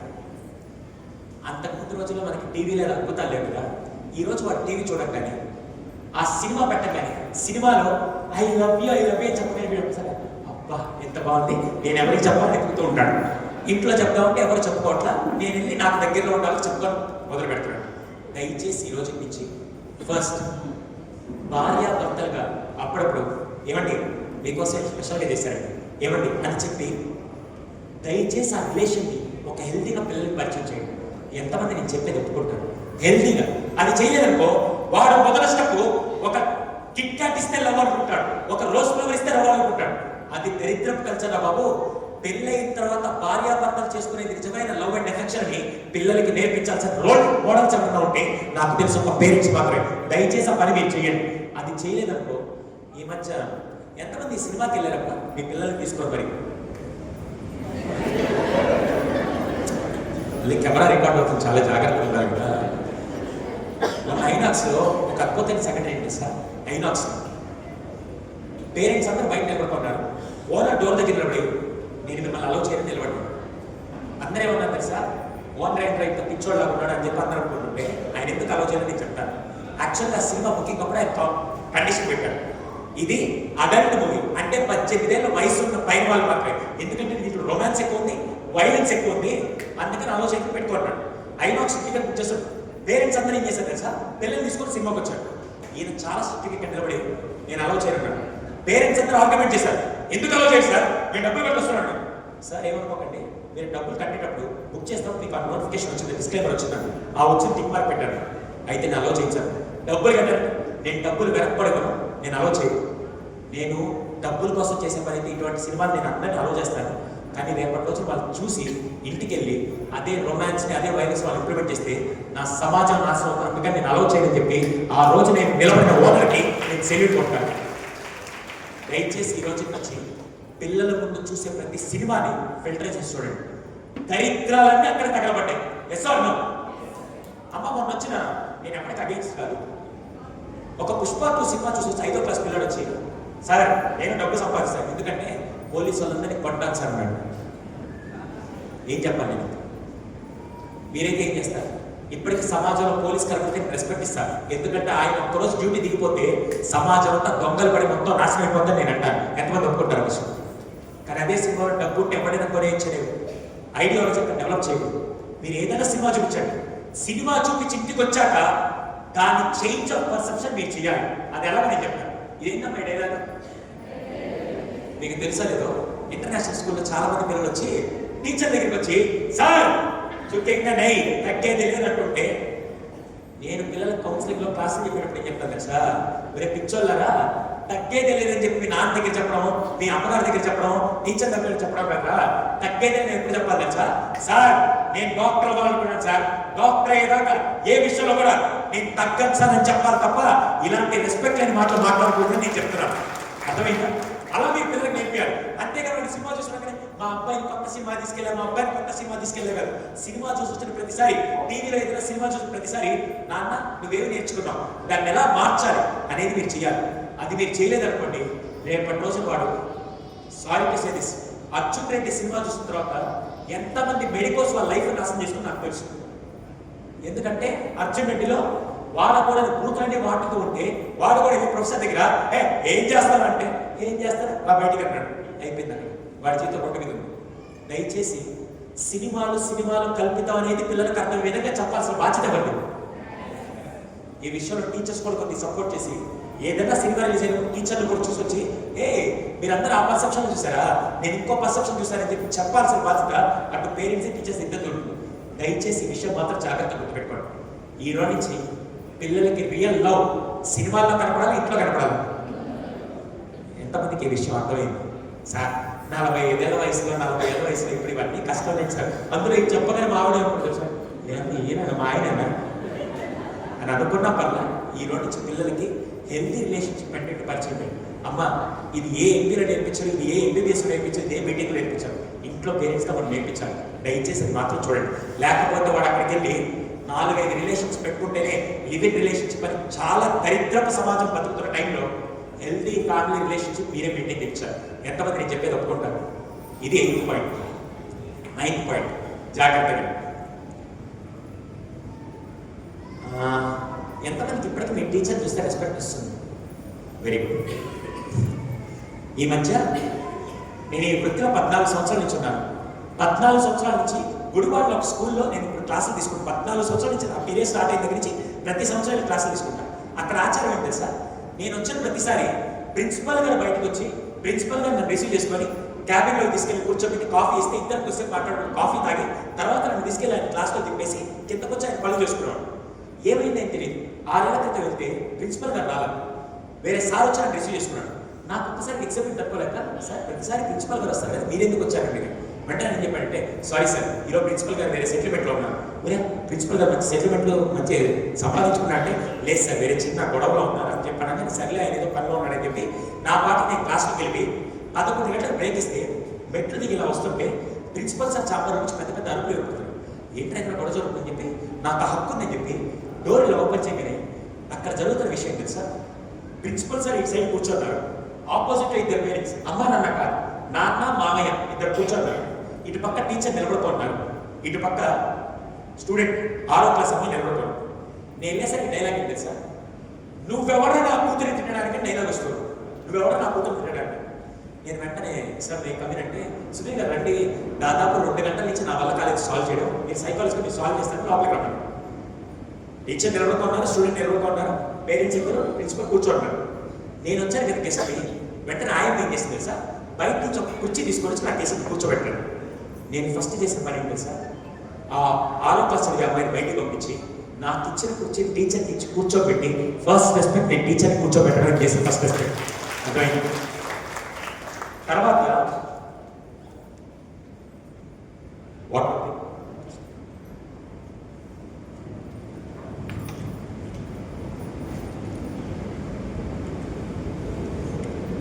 తర్వాత నేను చేసిన పని ఏంటి సార్? ప్రిన్సిపల్ అడగాను, కూర్చున్న అమ్మ సారీ నాన్న మామయ్య అడగాను. ఎవరిని అడిగాను సార్? ఆ టీచర్ని. సార్ ఏమైంది సార్? వెంటనే ఆయన సార్ ఇక్కడ కూర్చున్నారు కదా, ఈయన పాప తండ్రి సార్, ఒక ఆటో డ్రైవర్, ఆయనకి 3 కూతురు. ప్రతిసారి నా దగ్గరికి వచ్చి ఏమర్చేవాడు తెలుసా? సార్ నా దరిద్రం బాగా 3 కూతురు పుట్టారు, దాంట్లో 2 కూతురు పర్లేదు కదా, ఈ 3వ అమ్మాయి సార్ దేనికి పనికిరాదు, ఒక ముద్దు సార్, వేస్ట్. ఈ అమ్మాయి చదవడం వేస్ట్, చదివించడం వేస్ట్. ఇప్పటికీ 6వ క్లాస్ అవుతుంది, అసలు కనీసం చదవడం కూడా రాదు. ఈ సంవత్సరం కనుక రాకపోతే ఆమె తీసుకెళ్లి వంటలో పడేస్తారు, వేస్తారు ఈ అమ్మాయి చదవని నా ముందే చాలాసార్లు తిట్టాడు. అలా తిట్లు తింటున్న ప్రతిసారి నాకు అనిపించింది, ఒక్కసారి ఈ అమ్మాయి భవిష్యత్తు మళ్ళీ ఇప్పుడు వంటింట్లోకి వెళ్ళిపోతే జీవితం పనికిరాదని చెప్పి నా సొంత కూతురులాగా ట్రీట్ చేసి ఆ అమ్మాయిని దగ్గర కూర్చొని చదివిస్తూ ఉంటే మన ఎగ్జామ్స్ 4 మార్కులు 4 సబ్జెక్టులు బాగా వచ్చేసారు, 2 సబ్జెక్టులు కొద్ది పర్ఫార్మెన్స్ తక్కువైంది. నేను వెంటనే అమ్మాయి దగ్గరికి వచ్చి నా సొంత కూతురులాగా, తల్లి అన్ని సబ్జెక్టులు బాగా రాశావు, ఈ 2 సబ్జెక్టులు బాగా చేస్తే మీ నాన్న హ్యాపీగా బాగుంటాడు కదా, లేకపోతే నేను తీసుకెళ్ళి వంటలో పడేస్తే నీ జీవితం ఏమవుతుందని చెప్తే ఈ అమ్మాయి నేరుగా ఇంటికి వెళ్ళి ఏడుస్తూ దానికి ఒక బాహుబలి స్టోరీ, దానికి కేజీఎఫ్ స్టోరీ అలా చెప్పగానే ఏం జరిగిందో తెలుసుకోకుండా నేరుగా స్కూల్ మీదకి వచ్చేసి 2 మీడియా ఛానల్ 4 సుమోలు వేసుకొని వచ్చేస్తే ఇక్కడ పోయేది ఎవరి లైఫ్ నేను చెప్తాను జాగ్రత్తగా. మహా అయితే స్కూల్కి ఒక అడ్మిషన్ దొరుకుతుంది, మహా అయితే టీచర్ ఉద్యోగం పోతుంది, కానీ నాశనం ఇది మాత్రం పాప చేయదు. దానికి ఎగ్జాంపుల్ నేను ఇస్తాను. అమ్మ ఇప్పటికీ వాట్సాప్లో యూట్యూబ్లో వైరల్ అవుతున్న ఒక స్టోరీ, అది ఇంగ్లాండ్లో జరిగిన రియల్ ఇన్సిడెంట్.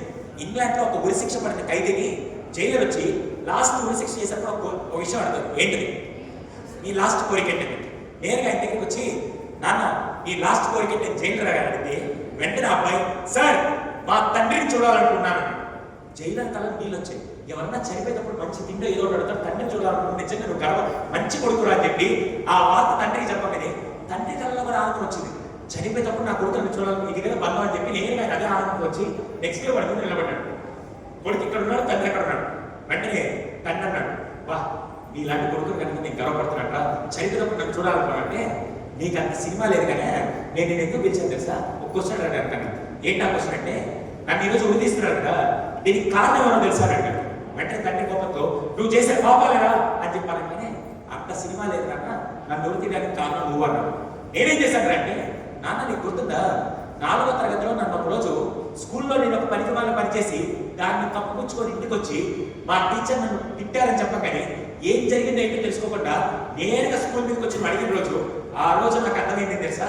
నా ముందే నా టీచర్ నిలదీసి నువ్వు మాట్లాడుతూ ఉంటే ఆ రోజు నాకు అర్థమైంది నేనేం పనికిమాల పని చేసినా నా తండ్రి నన్ను కాపాడతానని చెప్పి ఆ రోజు నేను తప్పు మీద తప్పు చేస్తూ నువ్వు నన్ను కాపాడతావని ఇన్ని తప్పులు చేయడానికి కారణం ఆ రోజు నా ముందు నా టీచర్ నిలదీయడం చెప్పి ఆ అబ్బాయి చెప్పిన వార్త ఇప్పటికీ యూట్యూబ్ లో వైరల్ అవుతుంది. దయచేసి నువ్వు ఎంత తోపైనా స్కూల్ బయట పెట్టుకో, నువ్వు ఎంత రుస్తుమైనా బయట చూసుకోండి, కానీ పిల్లాడి ముందు టీచర్ నిలదీస్తే ఏమవుతుంది సార్? రేపటి రోజు అదే పాప స్కూల్ కార్నర్ నడుస్తున్నప్పుడు ఆ టీచర్ అంతా ఏమంటుంది సార్? ఏంటే మా నాన్న అడిగేసి ఏంటే మా నాన్న తిట్టానంటే ఇంకోసారి జీవితంలో ఆ పాప టీచర్కి కాదు నీకు కూడా రెస్పెక్ట్ ఇప్పటికీ బాగా గుర్తుపెట్టుకోండి. ఒక బ్రదర్ లాగా మిమ్మల్ని క్వశ్చన్ అడుగుతాడు. ఎంతమంది ఇక్కడ కూర్చున్న వ్యక్తుల్లో చిన్నప్పుడు మీ చెయ్యి ఇలా పెట్టి టీచర్ పెద్ద ఇలా తిప్పి స్టేజ్ ఇలా తిప్పి ఏళ్ల మీద వీప్ మీద వార్తలు పడే విధంగా కొట్టించుకుని వాళ్ళు ఎంతమంది? నా బ్యాచ్ అనమాట. ఒకవేళ మీ దరిద్రం బాగా కొట్టించుకొని ఇంటికి వెళ్ళి నాన్న దగ్గరికి వెళ్ళి నాన్న మా టీచర్ కొట్టాడని కానీ 14 సుమోలు వేసుకొని వెళ్ళిపోదాం అన్నాడా? ఏమన్నాడు? ఫస్ట్ నువ్వేం పనికి మళ్ళీ పని చేసావు, అది రెండోది ఏం చేస్తాను తెలుసా? అరే మీ టీచర్ దేంతో కొట్టాడు?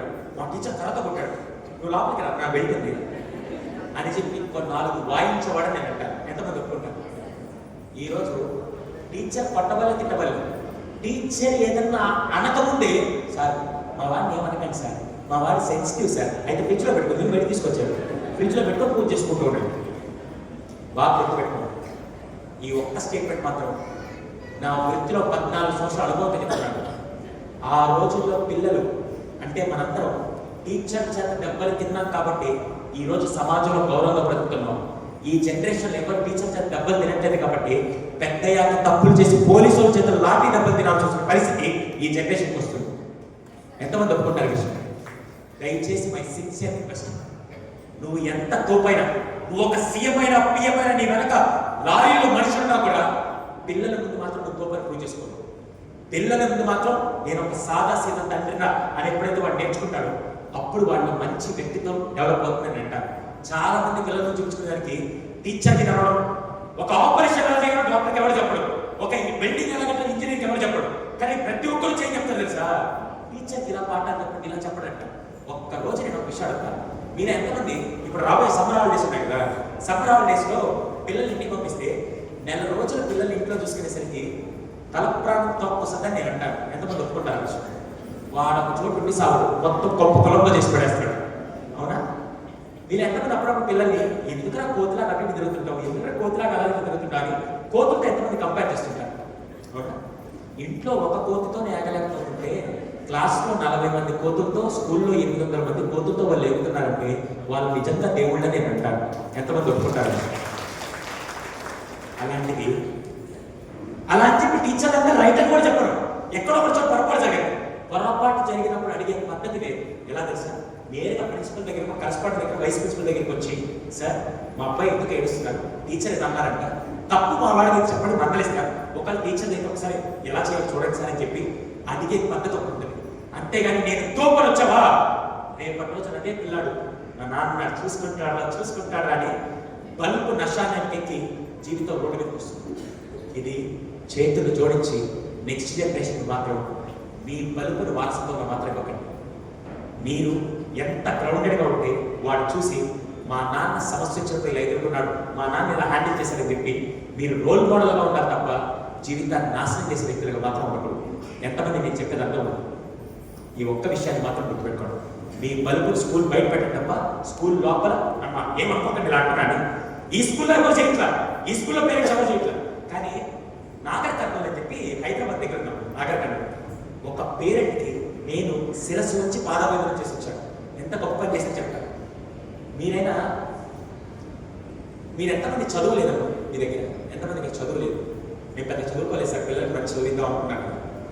ఈ మధ్య చదువుకున్న సోకాల్డ్ ఇంటర్నేషనల్ స్కూల్లో చదివిస్తున్న ఆ సోకాల్డ్ పేరెంట్స్ ఉన్నారు సార్, మిడిమిడి జ్ఞానంతో రాష్ట్ర ఏం చేస్తావు చెయ్యి అని చెప్పి టీచర్ని ఎదురిస్తూ బతికే రోజులు అక్కడ వస్తున్నాయి.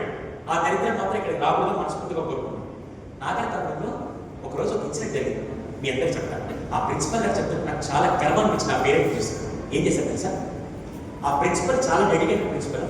ఆయన రోజు పిల్లలు రాకముందు స్కూల్కి వస్తారు, పిల్లలు వెళ్ళిపోయాక స్కూల్ నుంచి అంటారు. ఆయన ఆఖరికి మధ్యాహ్నం పిల్లలు భోజనం తీసే టైంలో స్కూల్ మొత్తం రౌండ్ చేస్తూ ఉంటాడు. ఒకరోజు అలా గ్రౌండ్లో నడుస్తూ ఉంటే పై నుంచి ఒక పాప 8th క్లాస్ పాప విండోలో నుంచి చెయ్యి ఊపుతుంది. విండోలో నుంచి చెయ్యి ఊపుతుంది.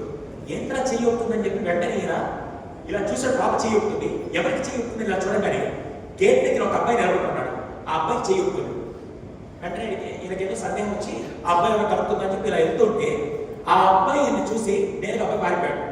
వెంటనే తెలంగాణ పాప కూడా ప్రిన్సిపల్ చూసింది. ఆయన చూస్తారని చెప్పి ఒక్కసారిగా క్లాస్ లోపలికి వెళ్ళింది. ఈయన ఏం చేశారు, కింద ఉన్నాడు కదా, పాప 2nd ఫ్లోర్లో. వెంటనే ఒక టీచర్ని అమ్మ ఆ పాప కింద తీసుకుని పంపించాడు. ఈ తెలివి తక్కువ అమ్మాయి ఏం చేసింది, మరి ఇప్పుడు ఈ విషయం ప్రిన్సిపల్ చేస్తే నాన్న పిలిస్తే మళ్ళీ నాకు ఇబ్బంది పెడతారని చెప్పి ఈ పాప ఏం చేసింది తెలుసా, టీచర్ పైకి వెళ్ళే టైంకి షార్ప్నర్ ఉంటుంది కదా, షార్ప్నర్ స్క్రూ ఓపెన్ చేసి దాంట్లో బ్లేడ్ ఉంటుంది, బ్లేడ్ తీసుకొని 3 గాట్లు పెట్టుకుంది. వెంటనే టీచర్ నిద్రపోయి పరిగెట్టుకుంటూ సార్ అమ్మాయి కట్ చేసుకుంటాడు. ఈయన ప్రిన్సిపల్ చాలా అనుభవించాడు. ఏం పర్లేదమ్మా నువ్వు వెళ్ళి పైన తీసుకురాను. ఇవి నేరే కింద తీసుకురాగానే 3 గాట్లు ఉన్నాయి, రక్తం కూడా రావడం 3 గాట్లు. ఈయన ఏం చేస్తాడు తెలుసా, కర్చీఫ్ కట్టి హాస్పిటల్ కూడా తీసుకెళ్ళాడు. ఆడ కూర్చోబెట్టాడు. ఇంతలో వాళ్ళ తండ్రికి ఇన్ఫర్మేషన్ ఇచ్చాడు. తండ్రి అప్పుడే ఒక రైతు చదువుకోవడం రైతు నేను వచ్చి లోపలికి వచ్చేందుకు లుక్కి పై పెట్టుకున్నాడు. ప్రిన్సిపల్ సార్ చాంబర్ లోపల లుక్కి కింద నుంచి నమస్కారం అయ్యా సార్ కూర్చోండి. ప్రిన్సిపల్ ఆయన కూర్చోబెట్టి పైకి లేచెళ్ళి ఆ అమ్మాయి కూర్చోబెట్టి చెయ్యిలా పెట్టి గోపుకేసి ఫట్టలు కొట్టి నేరుగా అంత దూరం పెడతాడు. తండ్రి మీద అమ్మాయిని కొట్టాడు. కొట్టగానే ఆయన పైకి లేచి సార్ చంపేస్తారని చెప్పేయండి, అయిపోయిన తర్వాత సభ తీసుకెళ్తా, మీరే కొట్టారు అంటే ఆ అమ్మాయి ఏదో పనికి వాళ్ళు పనిచేస్తుంది, మీరేం చేసి మీరు ఒప్పుకుంటారు సార్. వెంటనే ఆ ప్రిన్సిపల్ గారు ఏం చెప్పారు సార్, మీ అమ్మాయి నేను కొట్టింది యాక్చువల్గా ఒక విషయం జరిగింది మీకు చెప్దాం అనుకున్నాను, కానీ మీ అమ్మాయిని కొట్టింది ఆ చెయ్యి ఉంటుందని నేను కొట్టలేదు. ఏం జరిగిందో నిజం తెలుసుకుందాం నేను తీసుకొని వచ్చే లోపల ఈ అమ్మాయి 3 గాట్లు పెట్టుకుంది కదా, ఇలా బెదిరించడానికి ఇప్పుడే గాట్లు పెట్టుకుంటే రేపటి రోజు నువ్వు పెళ్లి చేసి అమ్మాయిని వేరే ఇంటికి పంపిస్తే అక్కడ ఘాట్లు పెట్టుకొని అల్లుడు విధో లేకుంటే అత్త విధో లేకుంటే నీ కుటుంబ విలువ నాశనం చేసి అటువంటి అమ్మాయి నీకు ఉంటే ఎంత సస్తే ఎంత అని చెప్పగానే పర్లేదు సార్ మీరు ఏం చేసినా ఆ కుటుంబం కోసం రెడీ అని చెప్పి ఆ రోజు ఆ తండ్రి నిలబడిన ఆ విలువ నాకు చాలా బాగా నచ్చింది. అటువంటి పేరెంట్స్ ఈరోజు సమాజానికి కావాలి. మన పేరెంట్స్ అందరూ అలా ఉన్నారు కాబట్టి ఈరోజు మనం ఎలా ఉన్నాం. కానీ ఈరోజు ఏం తెలుసా సార్, మా వాడు ఏం చేసుకుంటాడో సార్, మా వాడు ఏం చేసుకుంటాడని ఈ డైలాగ్ మాట్లాడుతుంటే వాడు ఏం చేసుకుంటారని తెలియదు, కానీ మీరే ఫస్ట్ ఏదో చేసేలాగున్నారు. దయచేసి చేతులు జోడించి అడుగుతున్నాను. సెన్సిటివ్ సెన్సిటివ్ సెన్సిటివ్ అనే పదాలు వాడటం మానేశాడు. సెన్సిటివ్ అయితే ఇంక జీవితంలో ఎక్కడ బతకలేడు. రాడ్డు తెలియ విధంగా వాడిని రోడ్డు మీద పంపించాడు. అలా పరిచయం చేయాలి, కానీ అలా అని చెప్పి రోడ్డు మీద గాలి వదిలే బాగాలి విషయాలు నేర్పించాడు. వదిలితే గాలి వదిలేస్తాడు, లేకుంటే పూజా మందిరంలో పెట్టుకుని పూజ చేస్తాడు. వాడు అడ్డు పనికిరాడు, ఇటు పనికిరాడు, దేనికి పని రాకపోతున్నాడు. దయచేసి కొద్దిగా మేల్కొండి. టీచర్తో కలిసి మీ పిల్లల జీవితాలు మార్చడానికి ప్రయత్నిస్తారు మనస్ఫూర్తిగా కోరుకుంటూ ఇంత అద్భుతంగా ఈ కార్యక్రమాన్ని నిర్వహించినటువంటి, యాక్చువల్గా ఇంకా ఎక్కువ చెప్తే మీకు ఎక్కువ ఇన్ఫర్మేషన్ ఇస్తే మళ్ళీ ఇంప్లిమెంట్ చేయడం మొత్తం గాల్లో దీపంలాగా అన్ని వెళ్ళిపోతూ ఉంటాయి. బా ఏం చెప్పాడు, అవును ఏం చెప్పాడు, ఏమో నాకేం తెలుసా అనే విధంగా ఉండకూడదని మీకు ఇందాక నుంచి ఒక్కొక్క పాయింట్ రిపీట్ చేస్తూ వచ్చాడు. ఒక్కసారి 9 పాయింట్స్ మాట్లాడుకుందాం. ఫస్ట్ వన్, ఇప్పుడు చిట్టా ఓపెన్ చేస్తుంటాడు. Very good. ఫస్ట్ పాయింట్ ఏం చెప్తారు, ఎవరితో కంపేర్ చేయగలరు, పక్కన వాళ్ళతో self comparison. Very good. Second, ఈ రోజు నుంచి డబ్బుల్ని ఆస్తులుగా ఇవ్వాలా, విలువల్ని ఆస్తులుగా ఇవ్వాలి. ఇది సెకండ్ పాయింట్. థర్డ్ వన్, ఈ రోజు తినేటప్పుడు ఏం చూడకూడదు, మొబైల్ కానీ టీవీ కానీ చూడకుండా మీరు తినాలి, పిల్లలకి భోజనం పెట్టాలి. 4వది, రాత్రి పూట ఏం తీసుకెళ్ళకూడదు. 5వది,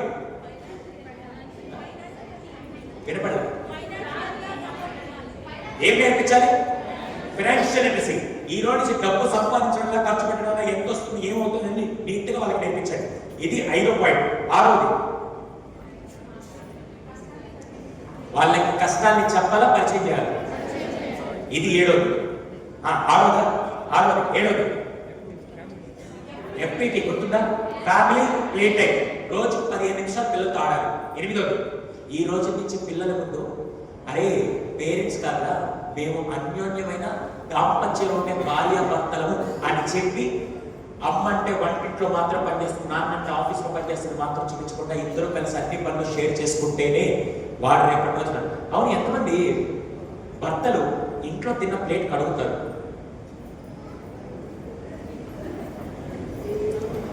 ఎంతమంది ఎప్పుడైనా ఆవిడ వాషింగ్ మిషన్ లో బట్టలు వేస్తే పైకి వెళ్ళి బట్టలు ఆరేసే బ్యాచ్? మీరు కాదు, మీ భర్త. నేను మీ భర్త చేస్తాను. ఓకే. ఎంతమంది అప్పుడప్పుడు ఆదివారాలు పూట ఇంట్లో కూర్చొని వంట చేసే భర్తలు ఎంతమంది ఉన్నారు? ఆదివారం ఎప్పుడైనా చేసే భర్తలు ఉన్నారు వంట? ఏమో సార్ వంటింట్లో ఉప్పు ఎక్కడ ఉందో, కారం ఎక్కడ ఉందో నాకు తెలిసి సావచ్చు సార్ అనుకుంటే నేను ఇచ్చేది. ఎందుకు తెలిసి ఈ క్వశ్చన్ అడుగుతున్నాడు. రేపటి రోజున అబ్బాయి ఏం చూసి నేర్చుకుంటాడంటే, అరే నాన్నంటే కేవలం ఆఫీస్లో జీతాల కోసం పనిచేసేవాడు కాదు, అమ్మ అంటే వంటింట్లో ఉండేవాళ్ళు కాదు, ఇద్దరు కలిస్తేనే ఫ్యామిలీ అని వాడికి నేర్పించే తత్వం మీరు చేయాలంటే అప్పుడప్పుడు అన్ని షేర్ చేసుకుంటున్నాడు. ఇది 8th point. 9th point, respect teacher. Respect teacher, ఇది 9th పాయింట్. ఎంతమందికి 9 పాయింట్లు అర్థమయ్యాయి? ఎంతమంది ఈ పాయింట్లు ఇలా విని ఇలా వదిలేద్దాం అనుకుంటున్నారు? అదే కదా మనం చేసే పని. దయచేసి మాత్రం చేయకుండా ఈరోజు చెప్పండి చేయండి. ఓకే, వన్స్ అగైన్, ఎక్కడో తిరుపతి దగ్గర డబ్బు కోసం మాత్రమే కాకుండా, సార్ డబ్బు ఎలా సంపాదించుకోవచ్చు, సమాజాన్ని మార్చాలంటే విద్యార్థుల చేతుల్లో మాత్రం ఉంది. అటువంటి విద్యార్థులు తయారు చేయాలని ఇటువంటి గొప్ప సంస్థ ద్వారా ఇటువంటి విలువలు అందిస్తున్న ఆ విద్యాదాత. ఒక డాక్టర్ ప్రాణాలు కాపాడితే ఆయన దేవుడు అంటారు. Yes or no?